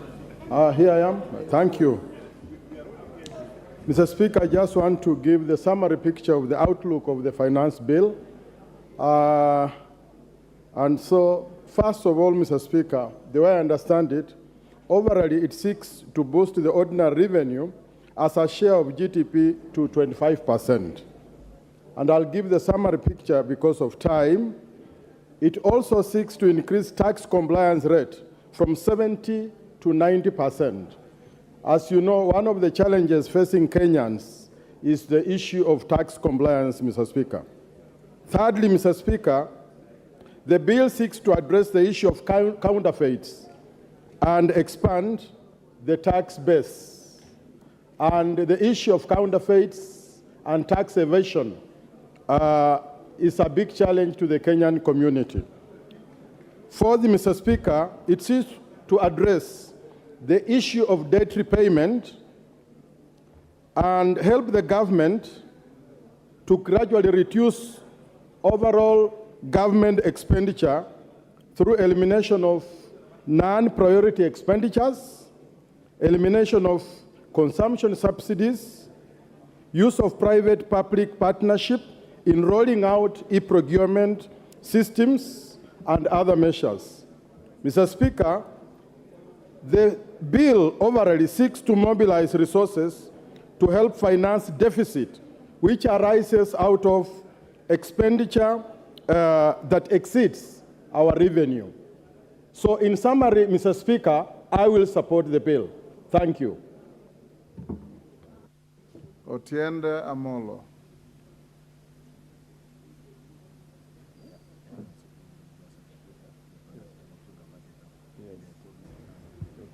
Thank you, Mr. Speaker. Mr. Speaker, I oppose this bill in entirety, and I submit that this bill is irredeemably and irretrievably bad and inimical to the well-being of Kenyans at large. Mr. Speaker, that is actually essentially conceded by the chair of the committee, because you realize, Mr. Speaker, that in moving the bill, he actually ended up moving the report rather than the bill. And he essentially dwelled so much on the things to be removed from the bill rather than the contents of the bill. That means, Mr. Speaker, that the right thing to do is to reject the bill so that we go back to the drawing board. Alternatively, they withdraw it and put all those things in the bill that they will bring. Because to say we intend to is a wish proposition. There is no assurance that it will be done. Mr. Speaker, 90% of Kenyans have rejected this bill. 90%. And the majority of all those who submitted their memos have also rejected this bill. Mr. Speaker, it's for a very simple reason. And the reason is this. Excessive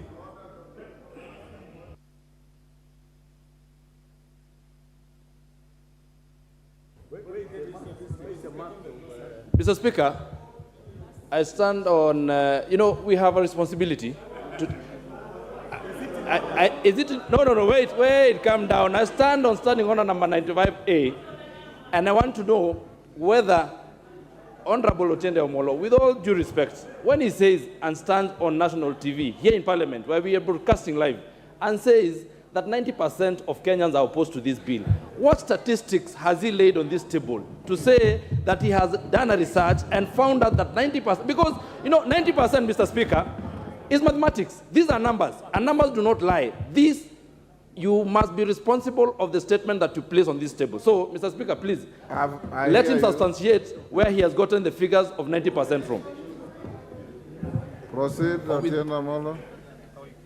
Yes. Thank you, Mr. Speaker. Mr. Speaker, that objection is symptomatic to the problem this side is having. They don't listen to the radio stations, they don't read the printed media, they don't watch TV stations. If they did, they would not ask that question. Let me continue, Mr. Speaker. Otiena Molo, Mr. Speaker. Otiena Molo, you are normally more balanced than that. Kagombe cannot be the side. He's an individual. Speaker, I'll proceed. Yes. Mr. Speaker, the point I'm making is that excessive and generalized overtaxation of Kenyans will only further burden Kenyans who are already suffering. The cost of living is so high, and therefore it's a lie to say that you want this budget to pass in order to alleviate the suffering of Kenyans. Mr. Speaker, I wish to submit that there are only 3 answers to the problems we have right now. 1, austerity measures. 2, reduction of corruption. And 3, rationalization of government.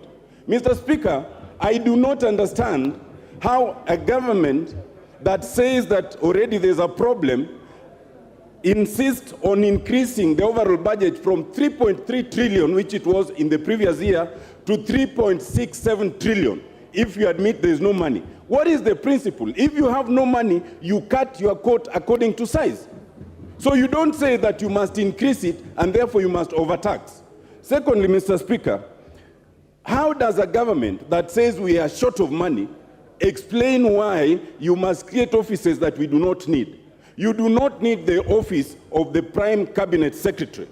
You do not need all the 24 cabinet offices. The Constitution allows you a minimum of 14. You do not need over 51 principal secretaries. You do not need over 50 CSs. And all these are taking public money. If you say, and it is unfortunate that a member of parliament should seek to mislead the public by saying that members of parliament already get money for houses, that is not true, because it is a loan that we pay at 3%. But if that is your position, then take away that free house, because we don't have it. Don't tax Kenyans on it. Mr. Speaker, corruption, corruption, corruption. In all these words, the word anti-corruption you will never hear from the words of those who speak for the government side. In fact, you only see the demonstration of those who are facing corruption charges being withdrawn. It is on record from the previous president that we lose 2 billion shillings every day to corruption. If we could even just reduce that to 1 billion, we would, fix the gap that they are talking about in government. Then there's rationalization, Mr. Speaker. Mr. Speaker, you are aware, and this House has debated, in the previous parliament, there was a report that suggested that we do not need the over 530 ministries and departments of government that we have, the parastatals. Most of them are duplicative. And it was suggested that we should reduce them to barely 50. Instead of reducing them, we have a situation where we are sustaining even those which were moribund, those which were not working. We are giving opportunity to others to earn a living. Mr. Speaker, as I finish, Mr. Speaker, my 2 minutes were taken. Can I get my 2 minutes back, please? My 2 minutes. Yes. Mr. Speaker, 2 closing remarks. You must listen to us, because even if you use the majority to pass this, there's still the courts. And even if you deal with the courts, there's still the people who are sovereign. 2 things. 1, you cannot have a situation where you are bringing the housing tax here. I want to invite you to note, first of all, that under Schedule 6, the role of housing is for the counties, it's not for the national government. And I invite you to look at Clause 8D. The national government is only to do the housing policy. So when you are bringing the question of housing and you're introducing the tax, you're actually amending the Constitution through the back door. And it also means then that this bill should go to the Senate, because the Senate must have a role in anything that affects the counties. And that is a point that you need to bear in mind. Lastly, it is a matter of the Constitution that you cannot introduce servitude. by telling someone that they must pay tax, which will not benefit them and will go to the shareholders, as your leaders have told us, that is servitude. Servitude that we must reject, and we must reject this bill in totality. Thank you, Mr. Speaker. Thank you, Dr. Amola. Members, before I give the next speaker, allow me to acknowledge the following institutions in the public and speakers gallery. Tender Care School, Embakasi East, Nairobi. Ontulilu Boys School, Buri, Meru. Moi Girls High School, Nairobi, Kibra. Sitam Schools, Makadara. Kongoi Secondary School, Kuresoi North, Nakuru. Mary Emase.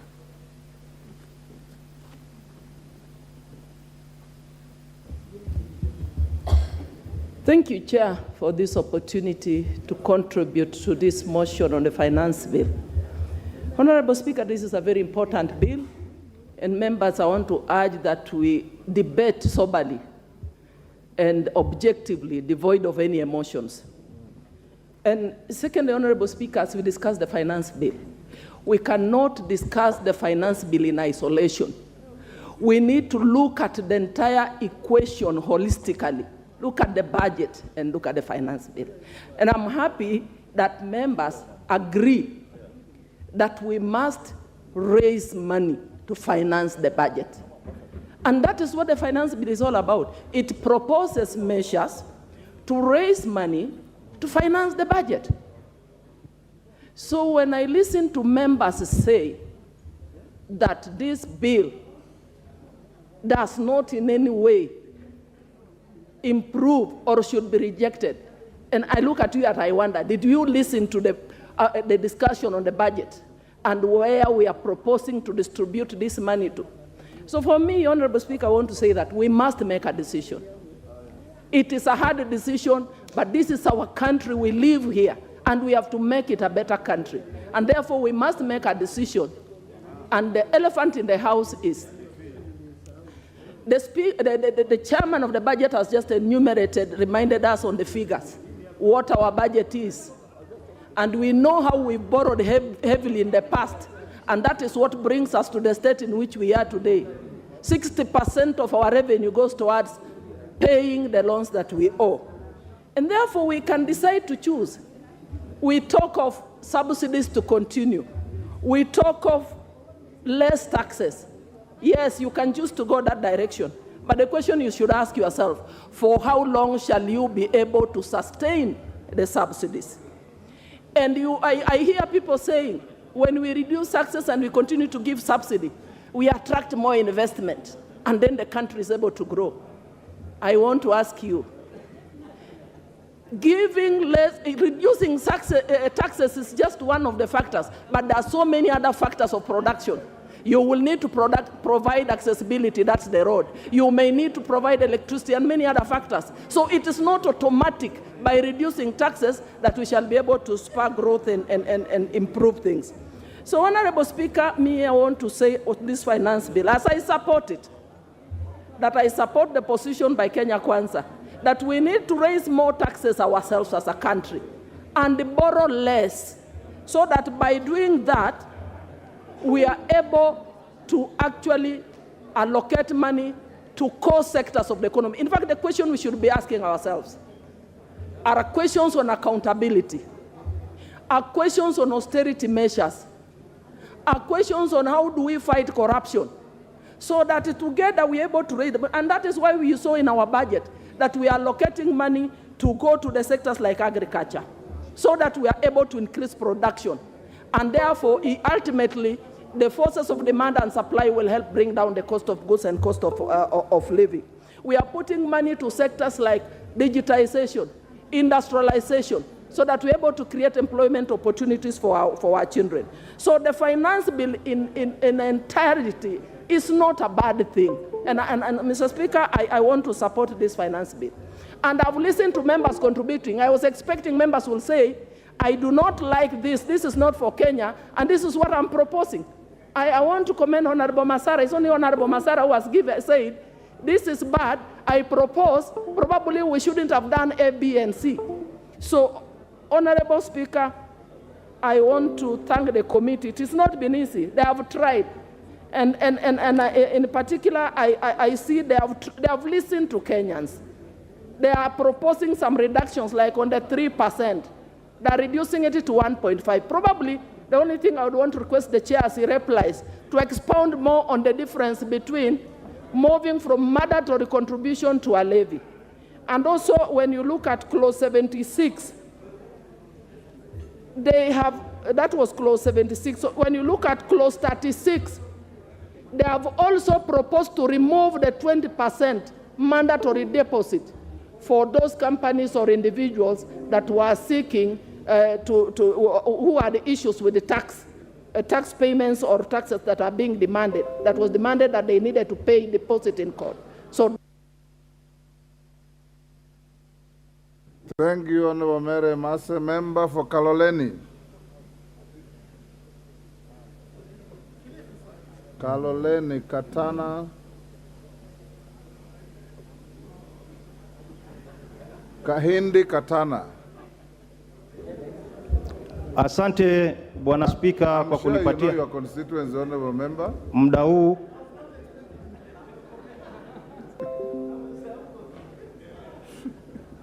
Asante Bwana Spika kwa kunipatia muda huu niweze kuchangia kwa mswada huu wa kifedha wa mwaka 2023. Mimi napinga mswada huu kwa yale yafuatayo. Bwana Spika, gharama ya maisha imepanda kiwango kikubwa zaidi, na gharama hizi hazijui ni nani yuko upinzani na ni nani yuko ndani ya serikali. Tabu hizi tunazipata sote kama Wakenya. Bwana Spika, ukiangalia ile nyongeza ambayo inataka kuwekwa kwa mafuta, ukiongeza ushuru kwa mafuta, kila kitu kinapanda, na anayeumia zaidi ni yule ambaye alikuwa akiongelewa: mama mboga, bodaboda, kwa sababu hakuna tofauti ya mama mboga na bodaboda na mbunge hata na rais. Kama ni bei ya mafuta, Bwana Spika, tunanunua lita moja kwa bei sawia.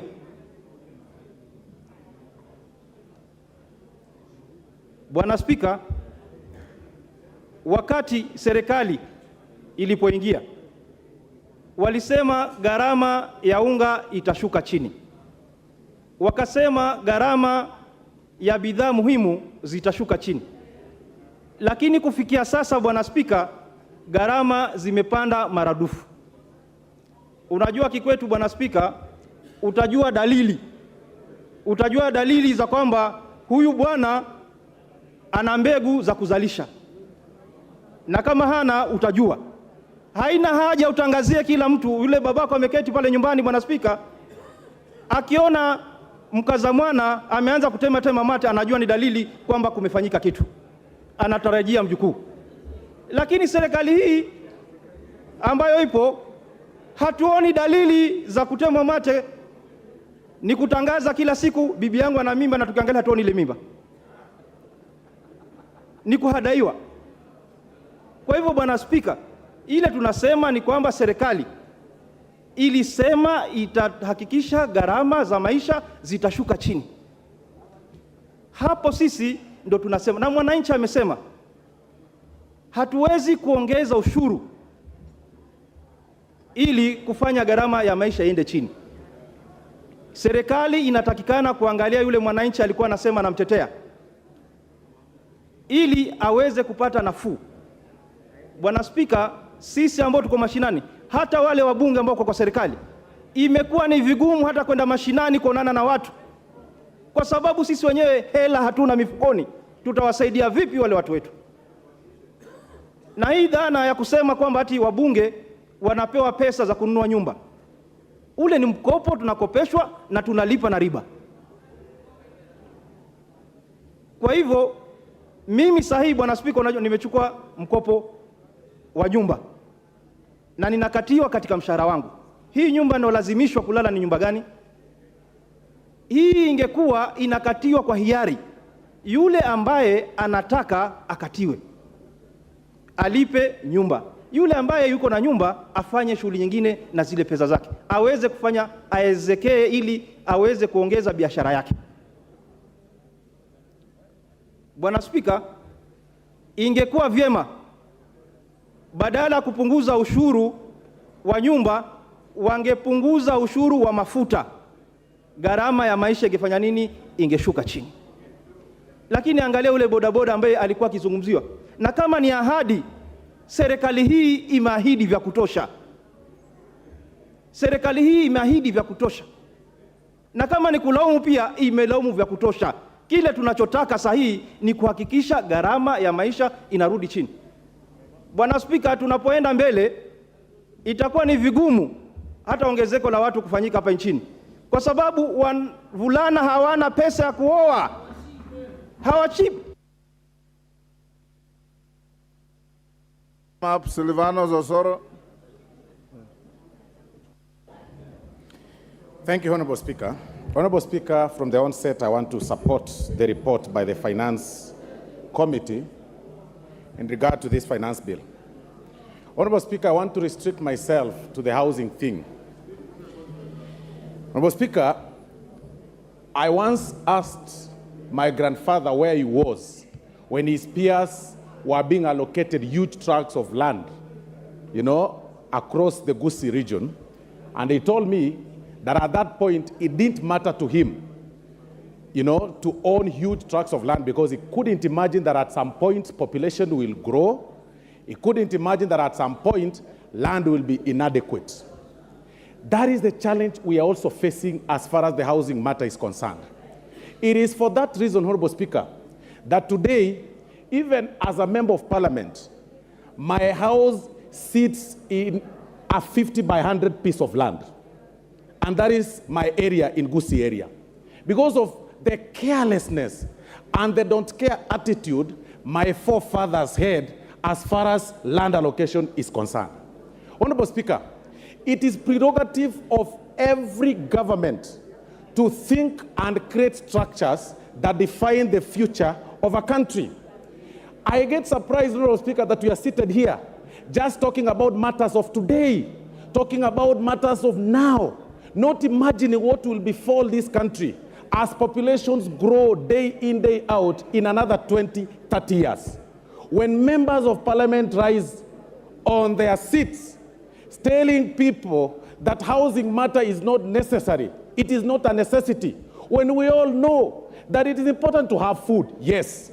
It is important to have clothing, yes. But it's also important to have shelter. And that is what this government is talking about. And when you talk about importance of having food, this very finance bill has catered for that. And that is why we are talking about zero rating taxation on the farm inputs.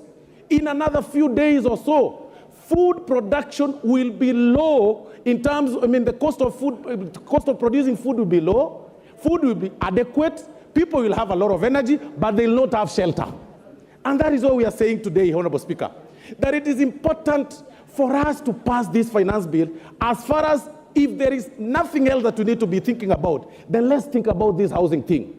I imagine back in my area, and I keep saying this, that Gusii, Honorable Speaker, is turning to be a village slum. There is no land, but there are some pieces of land owned by government. And that is what we want to make use of. We are telling the members of the public that even as we think about today, in another 30 years or 20 or so, we'll need now to imagine the urbanization, because Kenya is largely urban in terms of, in nature. Everyone is moving urban. But now we are telling the people this way, that through this finance bill, you will be able to have structures built by government in your own sub-counties, so that in the inadequacy of land, it does not really affect you. Your people will have shelter. because of the zero rating in terms of the farm inputs, your people will have food, then people will live very okay. And that is the essence of the finance bill. But Honorable Speaker, listening to my colleagues from the minority side, and I listened keenly to Honorable Tienda Amolo, when he raised issue in terms of, cutting down the costs, the budget appropriation. But I get surprised, Honorable Speaker. We stayed here yesterday until 10 p.m. None of the members, not a single member of the minority was in this house to challenge the Committee of Supply when we were doing allocation. Except Oluoch. It is in this house that we allocate and reallocate funds. If you wanted to cut down the budget, if you wanted to downsize the surplus of a certain particular... Also be fair to Beatrice Elachi. She was here up to the end of time. I stand guided, Honorable Speaker. Yes. I was, of course, with Beatrice Elachi and Honorable Oluoch. But all the rest were not here. You are talking about cutting down the budget as far as appropriation is concerned. That is a prerogative of this House. You are not here, Honorable Tienda Amolo. So who else do you want to cut down that budget if you are not here? You are complaining that we are, collecting money left, right, and center. But we passed that budget here. We passed the surplus here. It is a shame. It is a complete shame, Honorable Speaker. And it is important for Kenyans to know that the budget is pushed through your taxes. And that is what the essence of this finance bill is all about. The budget... Give him 1 minute. Thank you, Honorable Speaker. It is through this finance bill that we're able to display where collection of money, collection of revenue is going to come from. When we passed the budget yesterday, we are justifying our collection, our source of income through this finance bill. So even as you challenge the finance bill, ask yourself, what element of this Committee of Supply did you challenge yesterday in the Committee of Supply? None. You're telling us to borrow. How do we borrow? To what extent can this country borrow? Do you want us to go to the Ghana way? How do you say that you're defending the content creators? But we've displayed to you, we've been able to reduce their taxation from 15%, to less than 10%. I mean, really, why do you want to play populist politics when you also need salaries? You know very well that your classes need to be built. Your road needs to be done. You're here shouting about CDF. Where do you want money to... The Honorable Dr. Jackson Kosgei. Jackson Kosgei. Thank you. Thank you, Mr. Speaker, for giving me this opportunity. On the onset, as I present my thoughts to this august House, I wish to say I support the motion. At independence, Mr. Speaker, our founding fathers had a conversation. Where do we take our newly independent countries moving forward? And the discussion they had was that we develop a philosophy not founded on the Western capitalism purely, or the Eastern socialism, but they looked at what they called an African democratic socialism. It had three thematics, Mr. Speaker, that we want to develop Africa with an equitable economic development. Second, they talked about an inclusive formation of our social structure. And they developed three strategic philosophies that informed our sessional paper, 1965. They talked about that in this, we need to build an economy, as they were addressing a financial bill like today, an economy that will promote a self-reliance, promote national unity, and also national development by pooling our resources. I am a son of a veteran war soldier in 1945. He told me when I caught polio that, son, now that you have lost your legs, you have a challenge. But let me tell you, you have no option but to improve upward. Never become a victim of paralysis by analysis. If we think Africa is poor and we continue to say we are poor, we will be paralyzed. We must look for a solution, Mr. Speaker. And therefore, I wish to encourage us as leaders that we would like to be self-reliant as a country. And the best thing to do is to look at what we have to improve our nation. And therefore, I support this budget, which is bold, encouraging an African to be independent.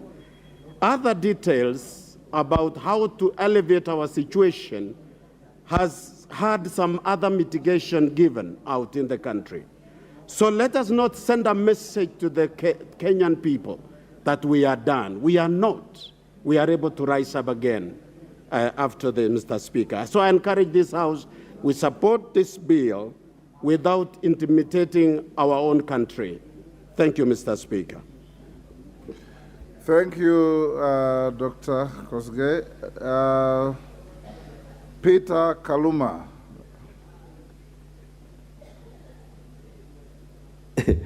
I thank you, Honorable Speaker, for this opportunity. Honorable Speaker, the main reason why parliaments exist in the world is on the doctrine that there can be no taxation without representation. And so I want to beg to remind both sides of the House that once this finance bill is passed, it will not be anybody. It will be you who taxed the Kenyans. And that is why you are elected directly by those Kenyans. Honorable Speaker, I have a problem with what is in clause 2 in terms of definition of person, and I know the chair for the committee is listening. My interpretation of what is in clause 2, if you read it together with section 26, subsection 5 of the Tax Act referred, includes everybody. Everybody, possibly in terms of the definition under that section 26, section 5, it includes your ancestors. And I fear if we don't look at it again, you will have a situation where in definition of person, you will be obligated to take over the tax obligations of your relative, including the dead one. So I want to request the Finance Committee to look at this as we proceed to the Committee of the Whole House. Honorable Speaker, I have an issue with what is at clause 36. And my view, Honorable Speaker, is that this would fundamentally deny people access to justice. Honorable members, particularly approaching elections, even in the last elections, Honorable Speaker, you remember when we were approaching, we were just hit with very big taxation claims, things we did not owe. The danger of clause 36, yes, Honorable Speaker. Order, Peter. Rahim, what is out of order? Give the mic. Thank you, Mr. Speaker. Mr. Speaker, I think Honorable Kaluma is misleading this House, he has not read the report. The committee has already proposed clause 36 to be deleted, what Treasury had proposed. So it has already been deleted. He should read the report. Thank you. Honorable Kaluma. I've read the report and they propose deletion. Until it is deleted and the House resolves so, it is part of the bill. And I want to encourage the committee that if indeed there is a proposal to delete it, let it not suffer the fate of other proposals by committees which were dropped at the floor. Because the consequences otherwise, Honorable Speaker, would be grave. And I'm telling Honorable Dawood, a person will hit you with a taxation claim of over 2 billion or 20 billion approaching elections. And you know you will not get that tax clearance certificate if you have to deposit 20 or 200 million to then proceed to exercise your rights thereunder. So it will deny access to justice, which is a fundamental right. I would request that the committee, if indeed you have recommended, proceed and deal with it. Honorable Speaker, I have a concern with what is at clause 24. And clause 24 is talking about the increment in terms of income tax up to 35% for category of people. Honorable Speaker, I want the committee to consider those people in fixed term contracts, like state officers within this parliament. And I know you know who state officers within the institution of parliament are. Previously, Honorable Speaker, salary increment was a right to state officers within parliament, like all other employees under the Employment Act. But Honorable Speaker, when the terms were gazetted for some officers, particularly the members here, the annual salary increment was taken away.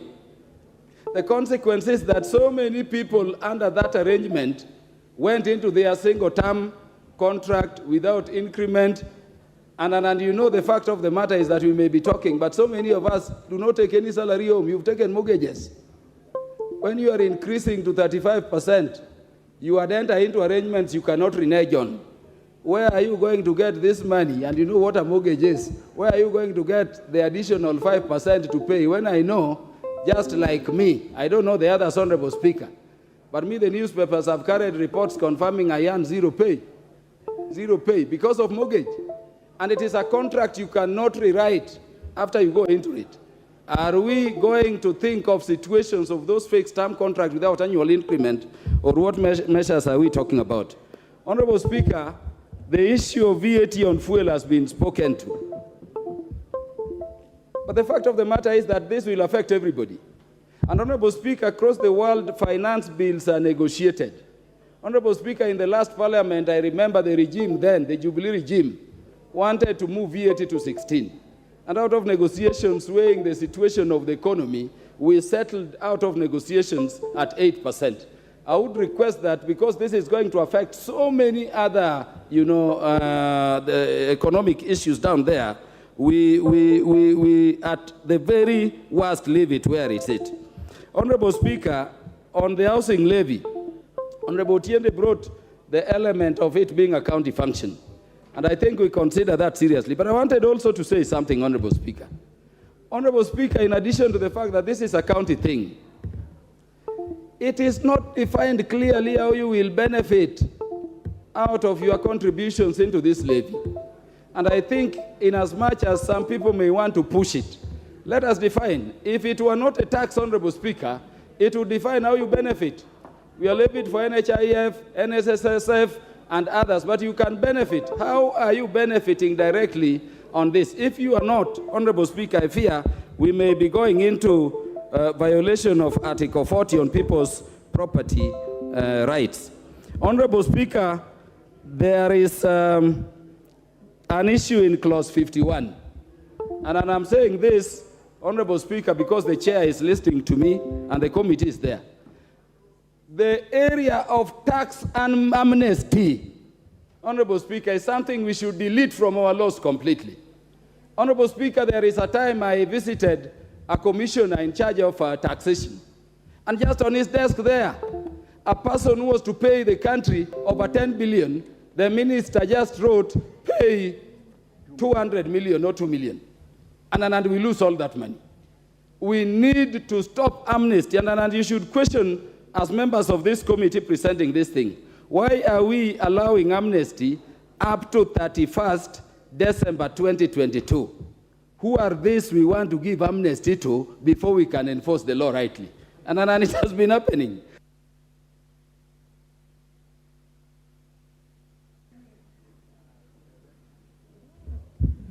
Thank you, Honorable Speaker. Finish your point. Yes, Honorable Speaker, I would request that you look at that. If we are not having some fat cows to be, and I believe on taxation, nobody should be saved. Remove the idea of amnesty, let us go for people.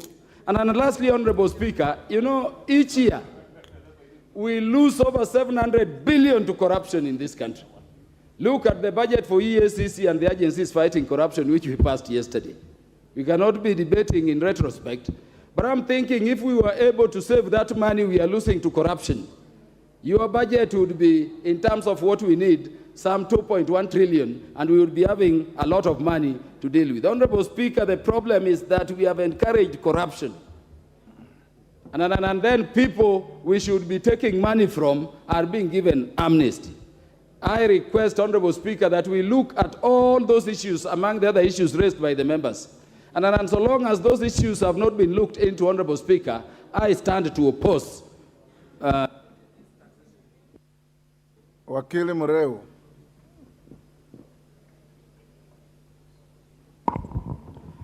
Thank you, Mr. Speaker, sir, for this opportunity to contribute to the finance bill. And Mr. Speaker, sir, first and foremost, I'd like to support this bill for the following reasons. Mr. Speaker, sir, this is an economic growth resuscitation bill. And why is it that? Because the interventions proposed by this bill, Mr. Speaker, is addressing the core of our economy. Mr. Speaker, sir, the finance bill is addressing on the debt level and how we can get out of that debt level. Currently, our debt level is at close to about 10 trillion. We spend over 60% of our collections to pay those debts. The second issue this bill is trying to address is unemployment. We have 6 million members of our youth who are qualified to be in employment, but sadly, they are there getting wasted. The other issue this bill is addressing is the cost of living. Mr. Speaker, sir, as you are aware, the cost of unga is high, the cost of sugar is high, the cost of education is high, and yet, Mr. Speaker, sir, our people, even in all those circumstances, they want good roads, they want water, they want bursary for their children, they want to chase away darkness by having electricity. How else, Mr. Speaker, sir, are we supposed to address all those challenges by avoiding to pay taxes? Mr. Speaker, sir, my position is very simple.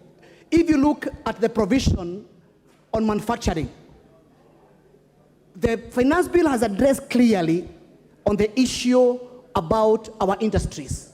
And it's a sad story, Mr. Speaker, sir, because currently our manufacturing is only contributing 7.2% of our GDP. It is coming down from 9.2 a few years back. I know the manufacturers have an ambitious plan to raise that to about 30% in the next, by 2030, but that cannot be achieved if we do not protect our local manufacturers. And the way to support our local manufacturers is, number one, zero rate on the excise duty, especially on goods produced locally, but also put in a tax on the goods which are imported but which can be manufactured locally. For example, things like furniture, which come in from China and other countries, put excise duty on them. Goods like sugar, goods like iron and steel, which can be able to be manufactured locally. Because again, that's the only way we can be able to resuscitate our manufacturing. Number two, Mr. Speaker, sir, manufacturing supports 40% of our employment. Today, as I said earlier, the biggest challenge is that we have highly educated young people, but they do not have employment. And the only way we can be able to address that is to ensure that we address the element of manufacturing, because that's the only way we can be able to place them in employment. Secondly, Mr. Speaker, sir, is about the issue of a digital economy. As you are aware, Kenya is one of the leading countries in terms of innovation economy. And being that the countries all around this, Kenya, they look up to Kenya to just to copy what you are doing. Look at the way we have embraced the telephonic technology, the payment system, the lending system. The countries around in Africa, they are looking to Kenya as a shining star. But the question is, have Kenyans benefited from that bubbling economy? And that's why the proposal to put in a tax is for purposes of that industry to contribute to the nation, to contribute to the economy of this country, as we also along the way create employment. Thank you, Mr. Speaker, for that opportunity. And I support this bill. Fatuma Jeho.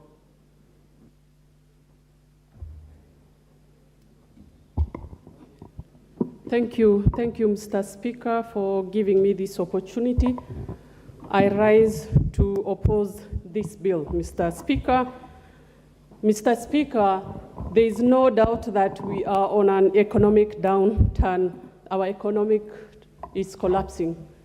Mr. Speaker, today, if we were given this bill and none of us were a member of this honorable House, I can assure you none of us could have passed this bill.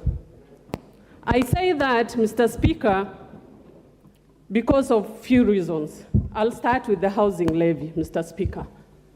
I've just looked at the report, and they are telling us they have proposed 1.5, Mr. Speaker. And looking at the report, they are telling us they are going to build 50,000 affordable housing. I would like to ask these honorable members and the chair of this committee, have you given us the timeline of this proposed affordable housing? What is the budget, Mr. Speaker? How many Kenyans are they going to be occupied in these 50,000 houses? Out of the 50 million Kenyans we have, I would like to take an example of a pay slip of a teacher or a police officer, Mr. Speaker. Mr. Speaker, I wish I came with a pay slip of a teacher. These people are serving so many loans, Mr. Speaker. We are adding for them a housing levy of 1.5.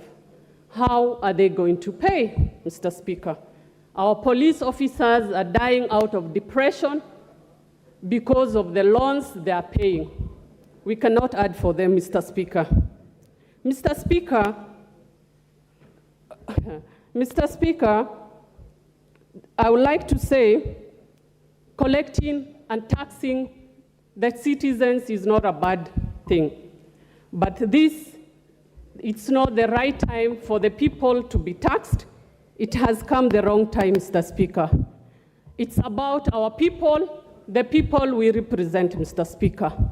Today, I would like to take this opportunity to talk to His Excellency the President. The people who are seated on the other side, Mr. President, are not passing this bill because they want it. They are doing this for you, Mr. President. Mr. Speaker, I want you to protect me, Mr. Speaker. Mr. Speaker, history will judge us for passing this bill, Mr. Speaker. Let me go to manufacture. There is no point of order here, Mr. Speaker.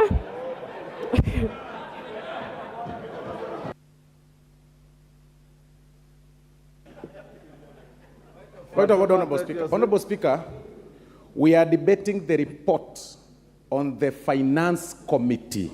No, we are bill. debating the finance bill. Give him the mic. Honorable Speaker, it is not in order for the Honorable Fatma to impute improper motives on her colleagues as far as this House is concerned in terms of the debate. He's saying we want to please the President. Honorable Speaker, this bill is not owned by the President. It is owned by this House, Honorable Speaker. And she has an opportunity to support or oppose. And the majority will have their say, minority will have their way, minority will have their say. So it is wrong for her to impute improper motives on her colleagues and say we want to please the President. I mean, really, it's wrong. It's an insult to the colleagues. It's an insult. And she doesn't even come to the House. Order. Fatuma, each member is here in their own right. So restrict yourself to the bill. Okay, thank you, Mr. Speaker. I will continue by what I was saying, Mr. Speaker. I am here as the county MP for Wajir. I'll speak out my mind and I'll say what I think is right, Mr. Speaker. Mr. Speaker, I'm here courtesy of the people of Wajir and I represent Kenyans equally, Mr. Speaker. Mr. Speaker, I would like to touch on the manufacturing. There is no doubt that the manufacturers are leaving Kenya, Mr. Speaker. Today's paper, we have seen the billionaires are leaving Kenyans. It has come to our attention. Most of us, we need to do something, Mr. Speaker. If you look at M-Pesa, right now the government is spying on our M-Pesa transaction, Mr. Speaker.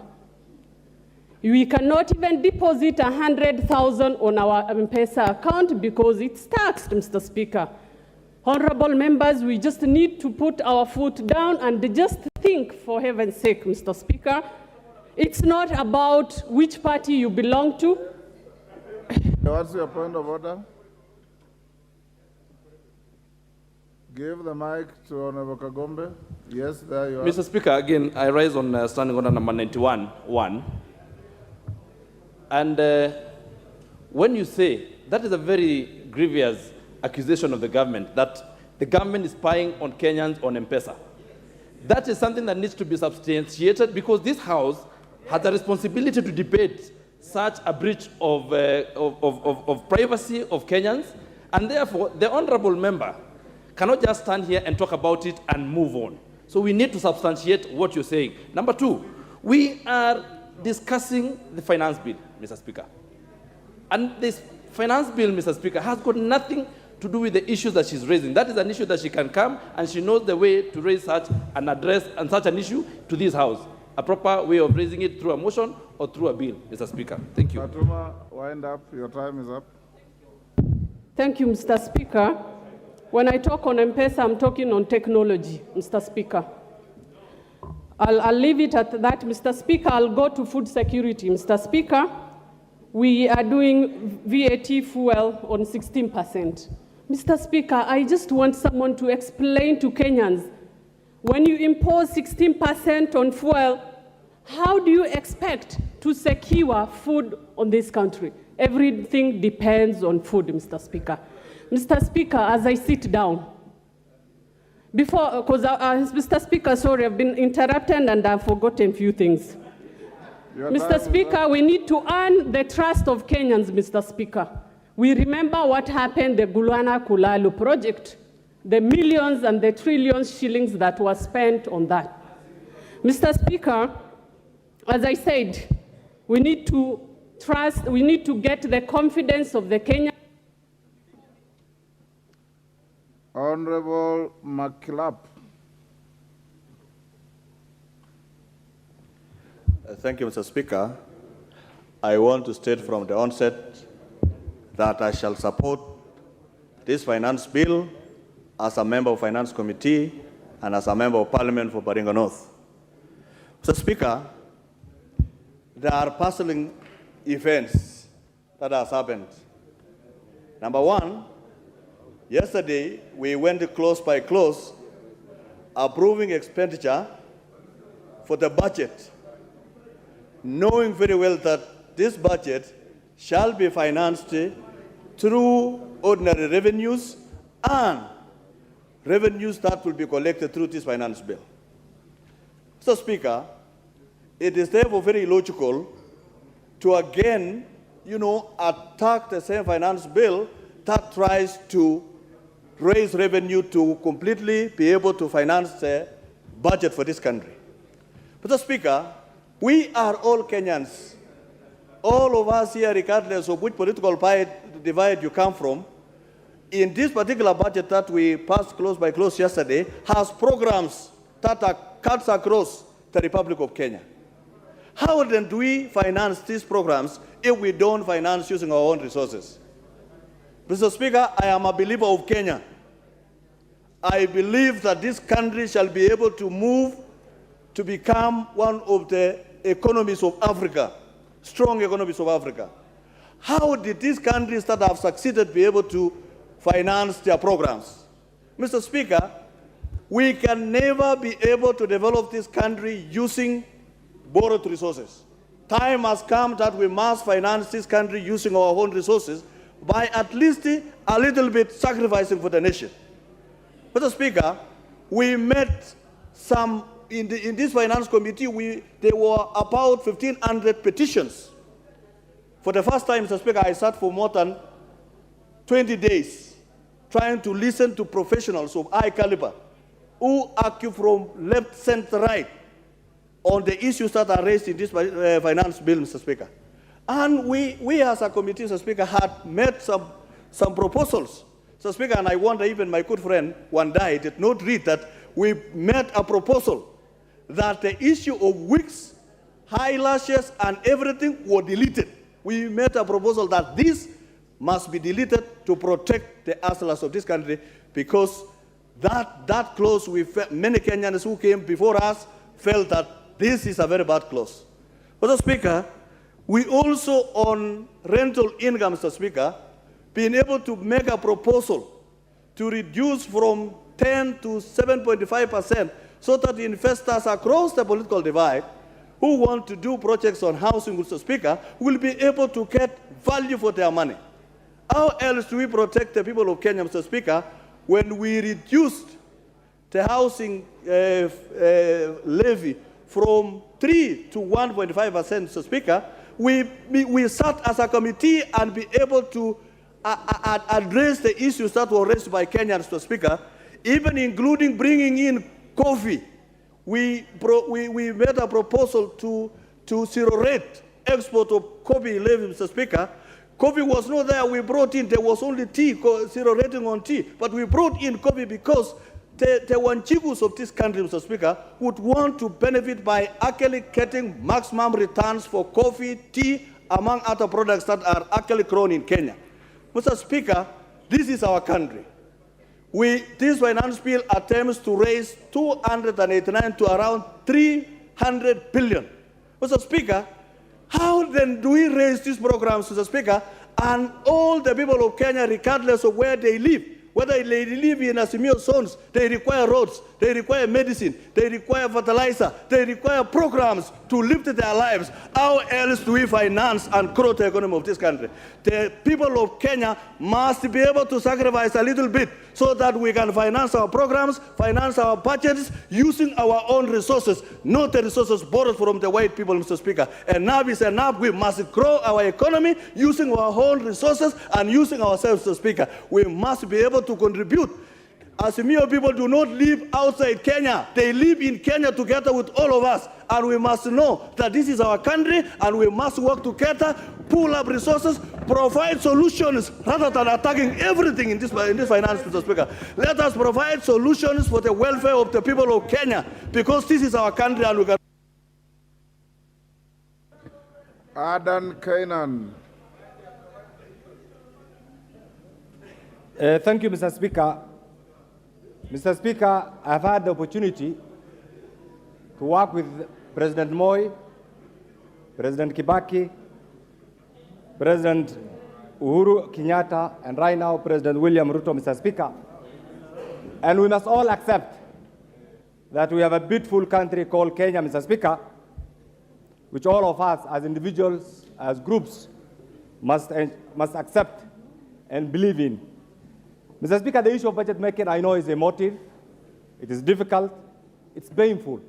And I must say from the onset that as a member of the Finance Committee, we have had the honest task, Mr. Speaker, of going through the different presentations by different groups from different sectors of our economy, Mr. Speaker, in pursuit of both their collective or individual rights, Mr. Speaker, because Kenya is a democracy.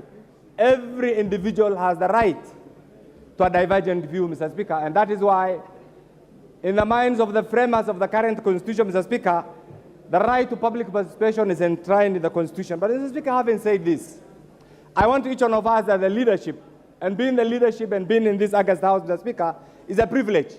Because out of the 50 million Kenyans, Mr. Speaker, Kenyans in their own wisdom have decided to have a few of us here as their representatives, Mr. Speaker. And we want to reflect. And I want to ask each one of you a question without venturing into your political persuasion. Where were we in 1963? Where did our forefathers expect us to be? And where are we today? And what is expected of each one of us to do so that Kenya joins the League of Developed Nations, Mr. Speaker? Mr. Speaker, this country has recently been voted as one of the best in human resource capital, meaning therefore outside there, in the eyes of the international community, there are many Kenyans who have gone to school. Our task as elected representatives is to give them opportunities to get jobs.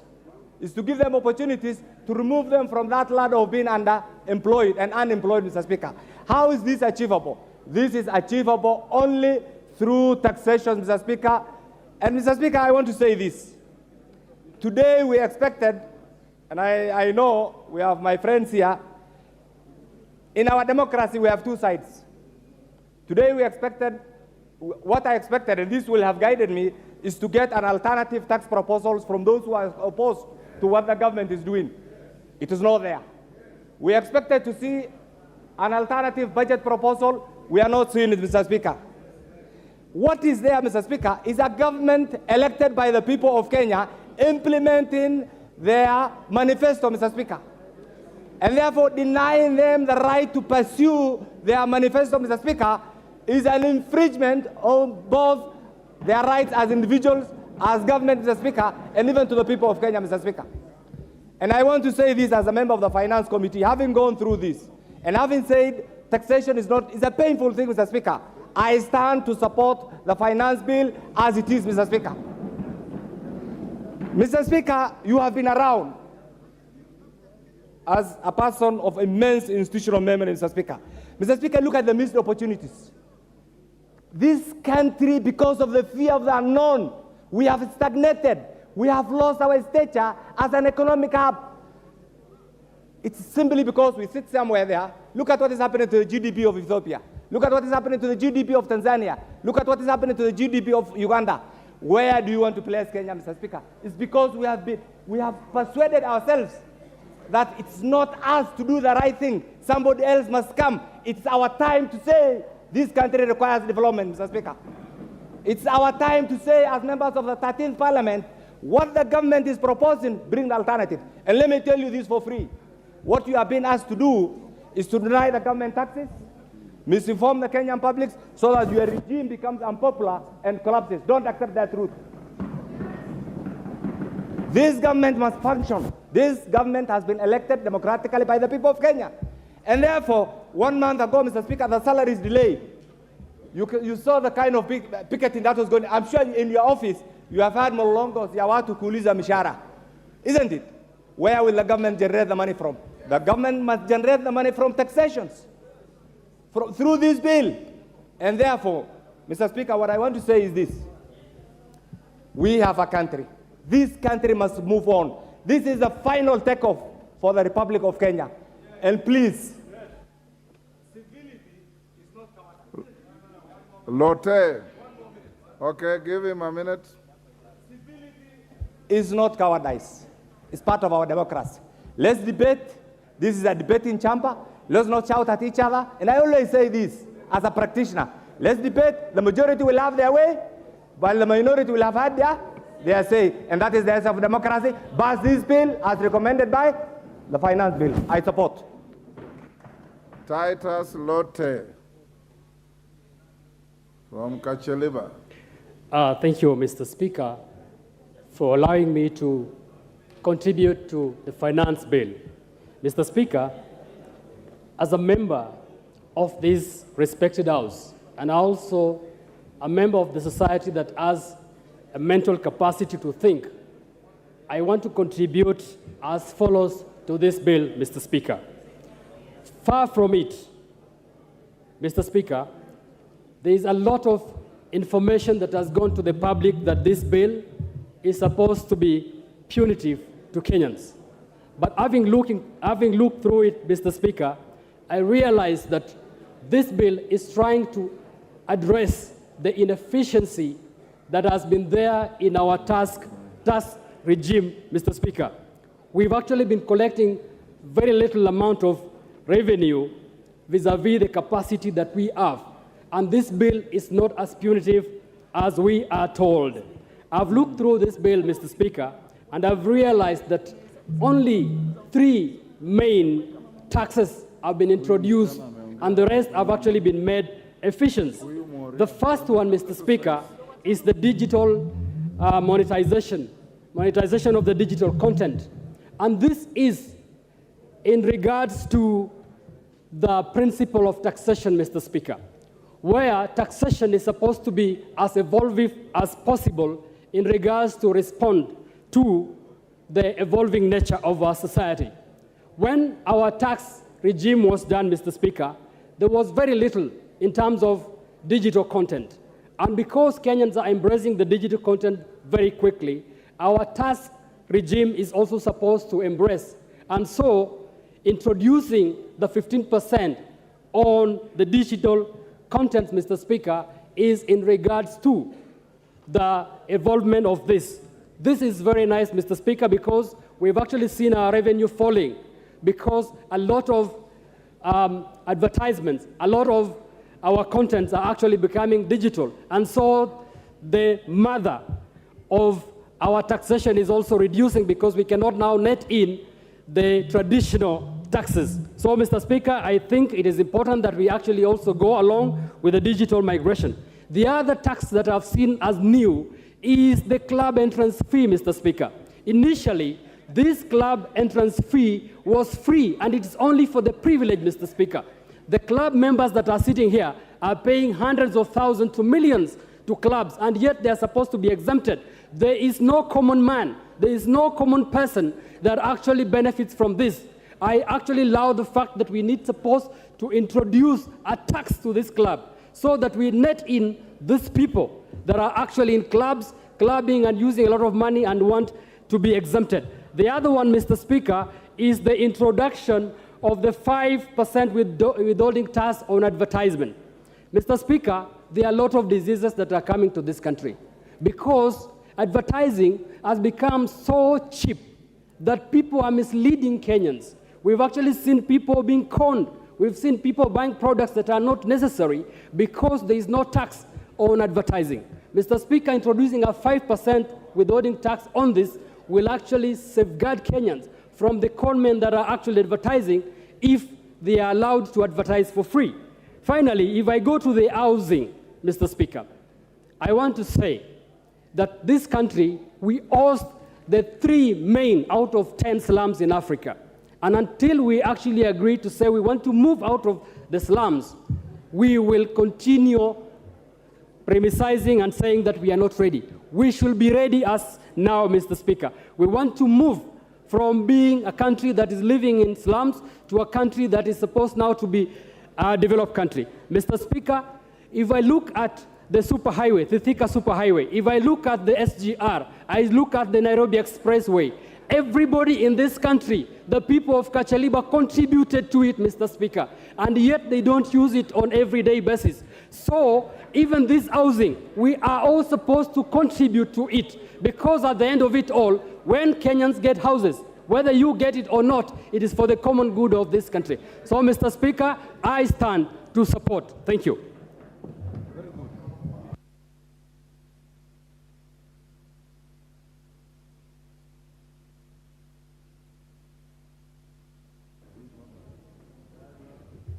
Thank you, Mr. Speaker, sir, for giving me a chance to speak to this bill. And I first of all start by congratulating the Committee on Finance for the tedious and good work that they did, and even all the way to calling out the public participation.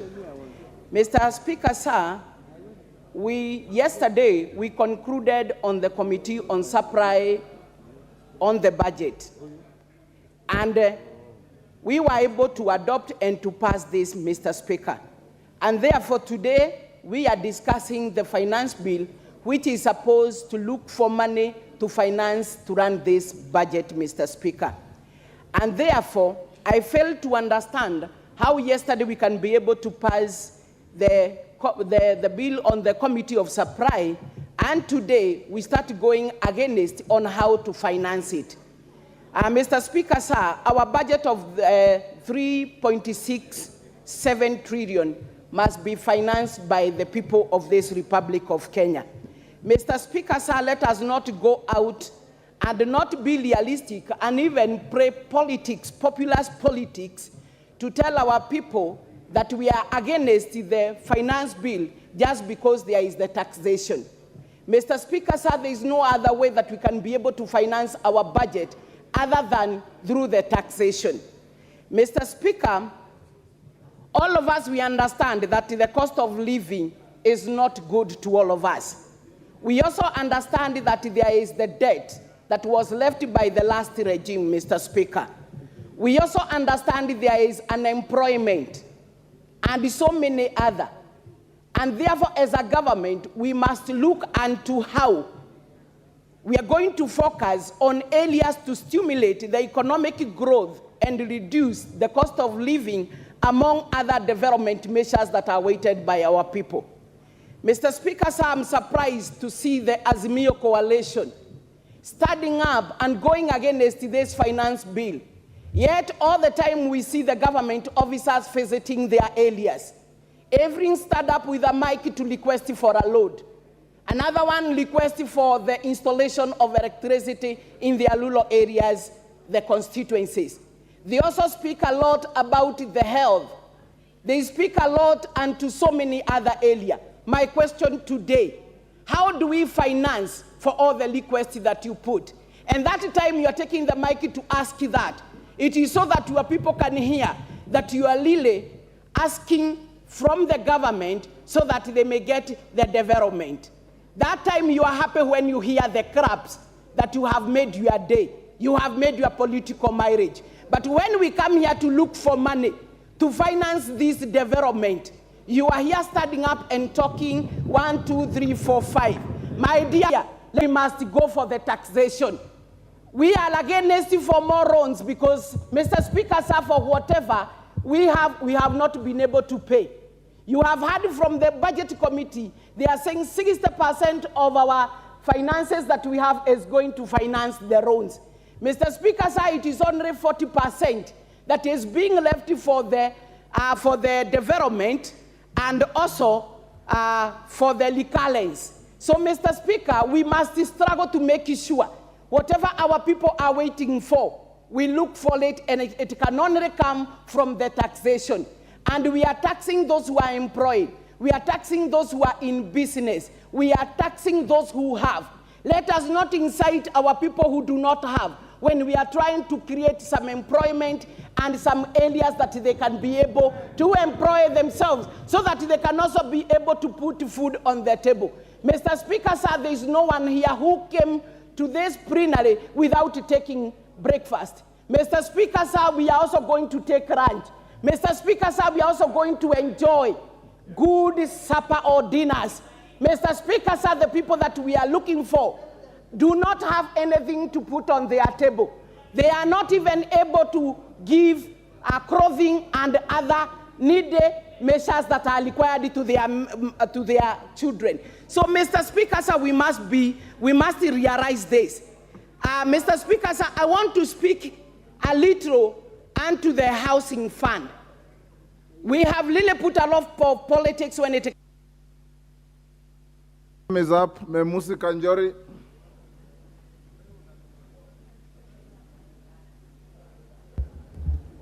Thank you, Mr. Speaker, for giving me this opportunity to also contribute to this finance bill. And Mr. Speaker, let me start by saying I oppose the finance bill, and I really pity with my colleagues from Kenya Kwanza because they are really trying to justify something that they also know will not fly in their villages. Mr. Speaker, this is a draconian and backward way of collecting revenue from our people. Honorable Speaker, as representatives of the people, I want to hear one member of parliament whose people come to him to ask for a house. I don't know, Mr. Speaker, where the executive has been informed that the priority of Kenyans is houses, Mr. Speaker. Mr. Speaker, please protect me. Mr. Speaker, Order, honorable members. I'll protect you, also avoid unhelpful provocations. Thank you, Mr. Speaker. The proposal, Mr. Speaker, to collect 2,500 shillings and targeting 3 million Kenyans. Mr. Speaker, that is collecting 7.5 billion shillings a month. Honorable Speaker, 7.5 billion shillings a month. If this money was proposed to be put in education, which is an area that most of our people are in need of, if this 7.5 billion shillings was put in education, I would gladly contribute 2,500 shillings. And Mr. Speaker, the impact that that money would have, 7.5 billion, if that money was given to 290 constituencies, which these members of parliament represent, each constituency will get over 25 million shillings a month. That is something that if was proposed, we would gladly support. Because, Mr. Speaker, our people need certain basic things, food being one of them. Honorable Speaker, the money that Kenyans contribute to NHIF, for example, the money that Kenyans contribute to NSSF, NHIF right now is broke. It cannot pay its expenses. NSSF, people are retiring and cannot be given their pension. You want to come and tell people who are already seeing misappropriation of money to continue contributing. Mr. Speaker, this is wrong. I see a lot of insensitivity in this government. I see a lot of cluelessness. And Mr. Speaker, let me say this. The unfortunate thing, when the UDA administration was campaigning, they appealed to the people who are desperate in this country. They appealed to the so-called hustlers. But, Mr. Speaker, the first opportunity that this government had to show that they really meant what they said, this is the first budget that they are bringing. This first opportunity that they have, they've squandered it. They've squandered it, Mr. Speaker, because the first thing that I would have wanted to see is how the loopholes of corruption will be sealed, how wastage will be sealed by this government. Mr. Speaker, if we cannot continue affording a budget of over 3 trillion shillings, what is wrong with us saying that this country can only finance 2.1 trillion shillings and not tax Kenyans to death? Mr. Speaker, I oppose. Thank you.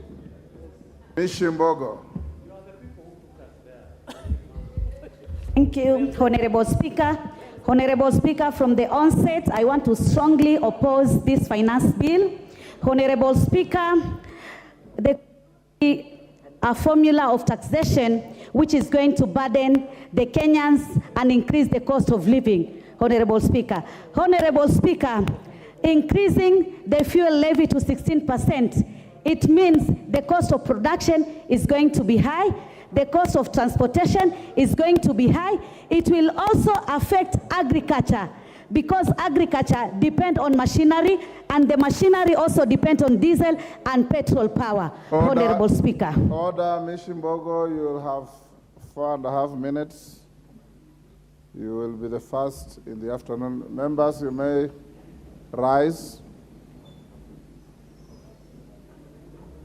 It's now 1 o'clock.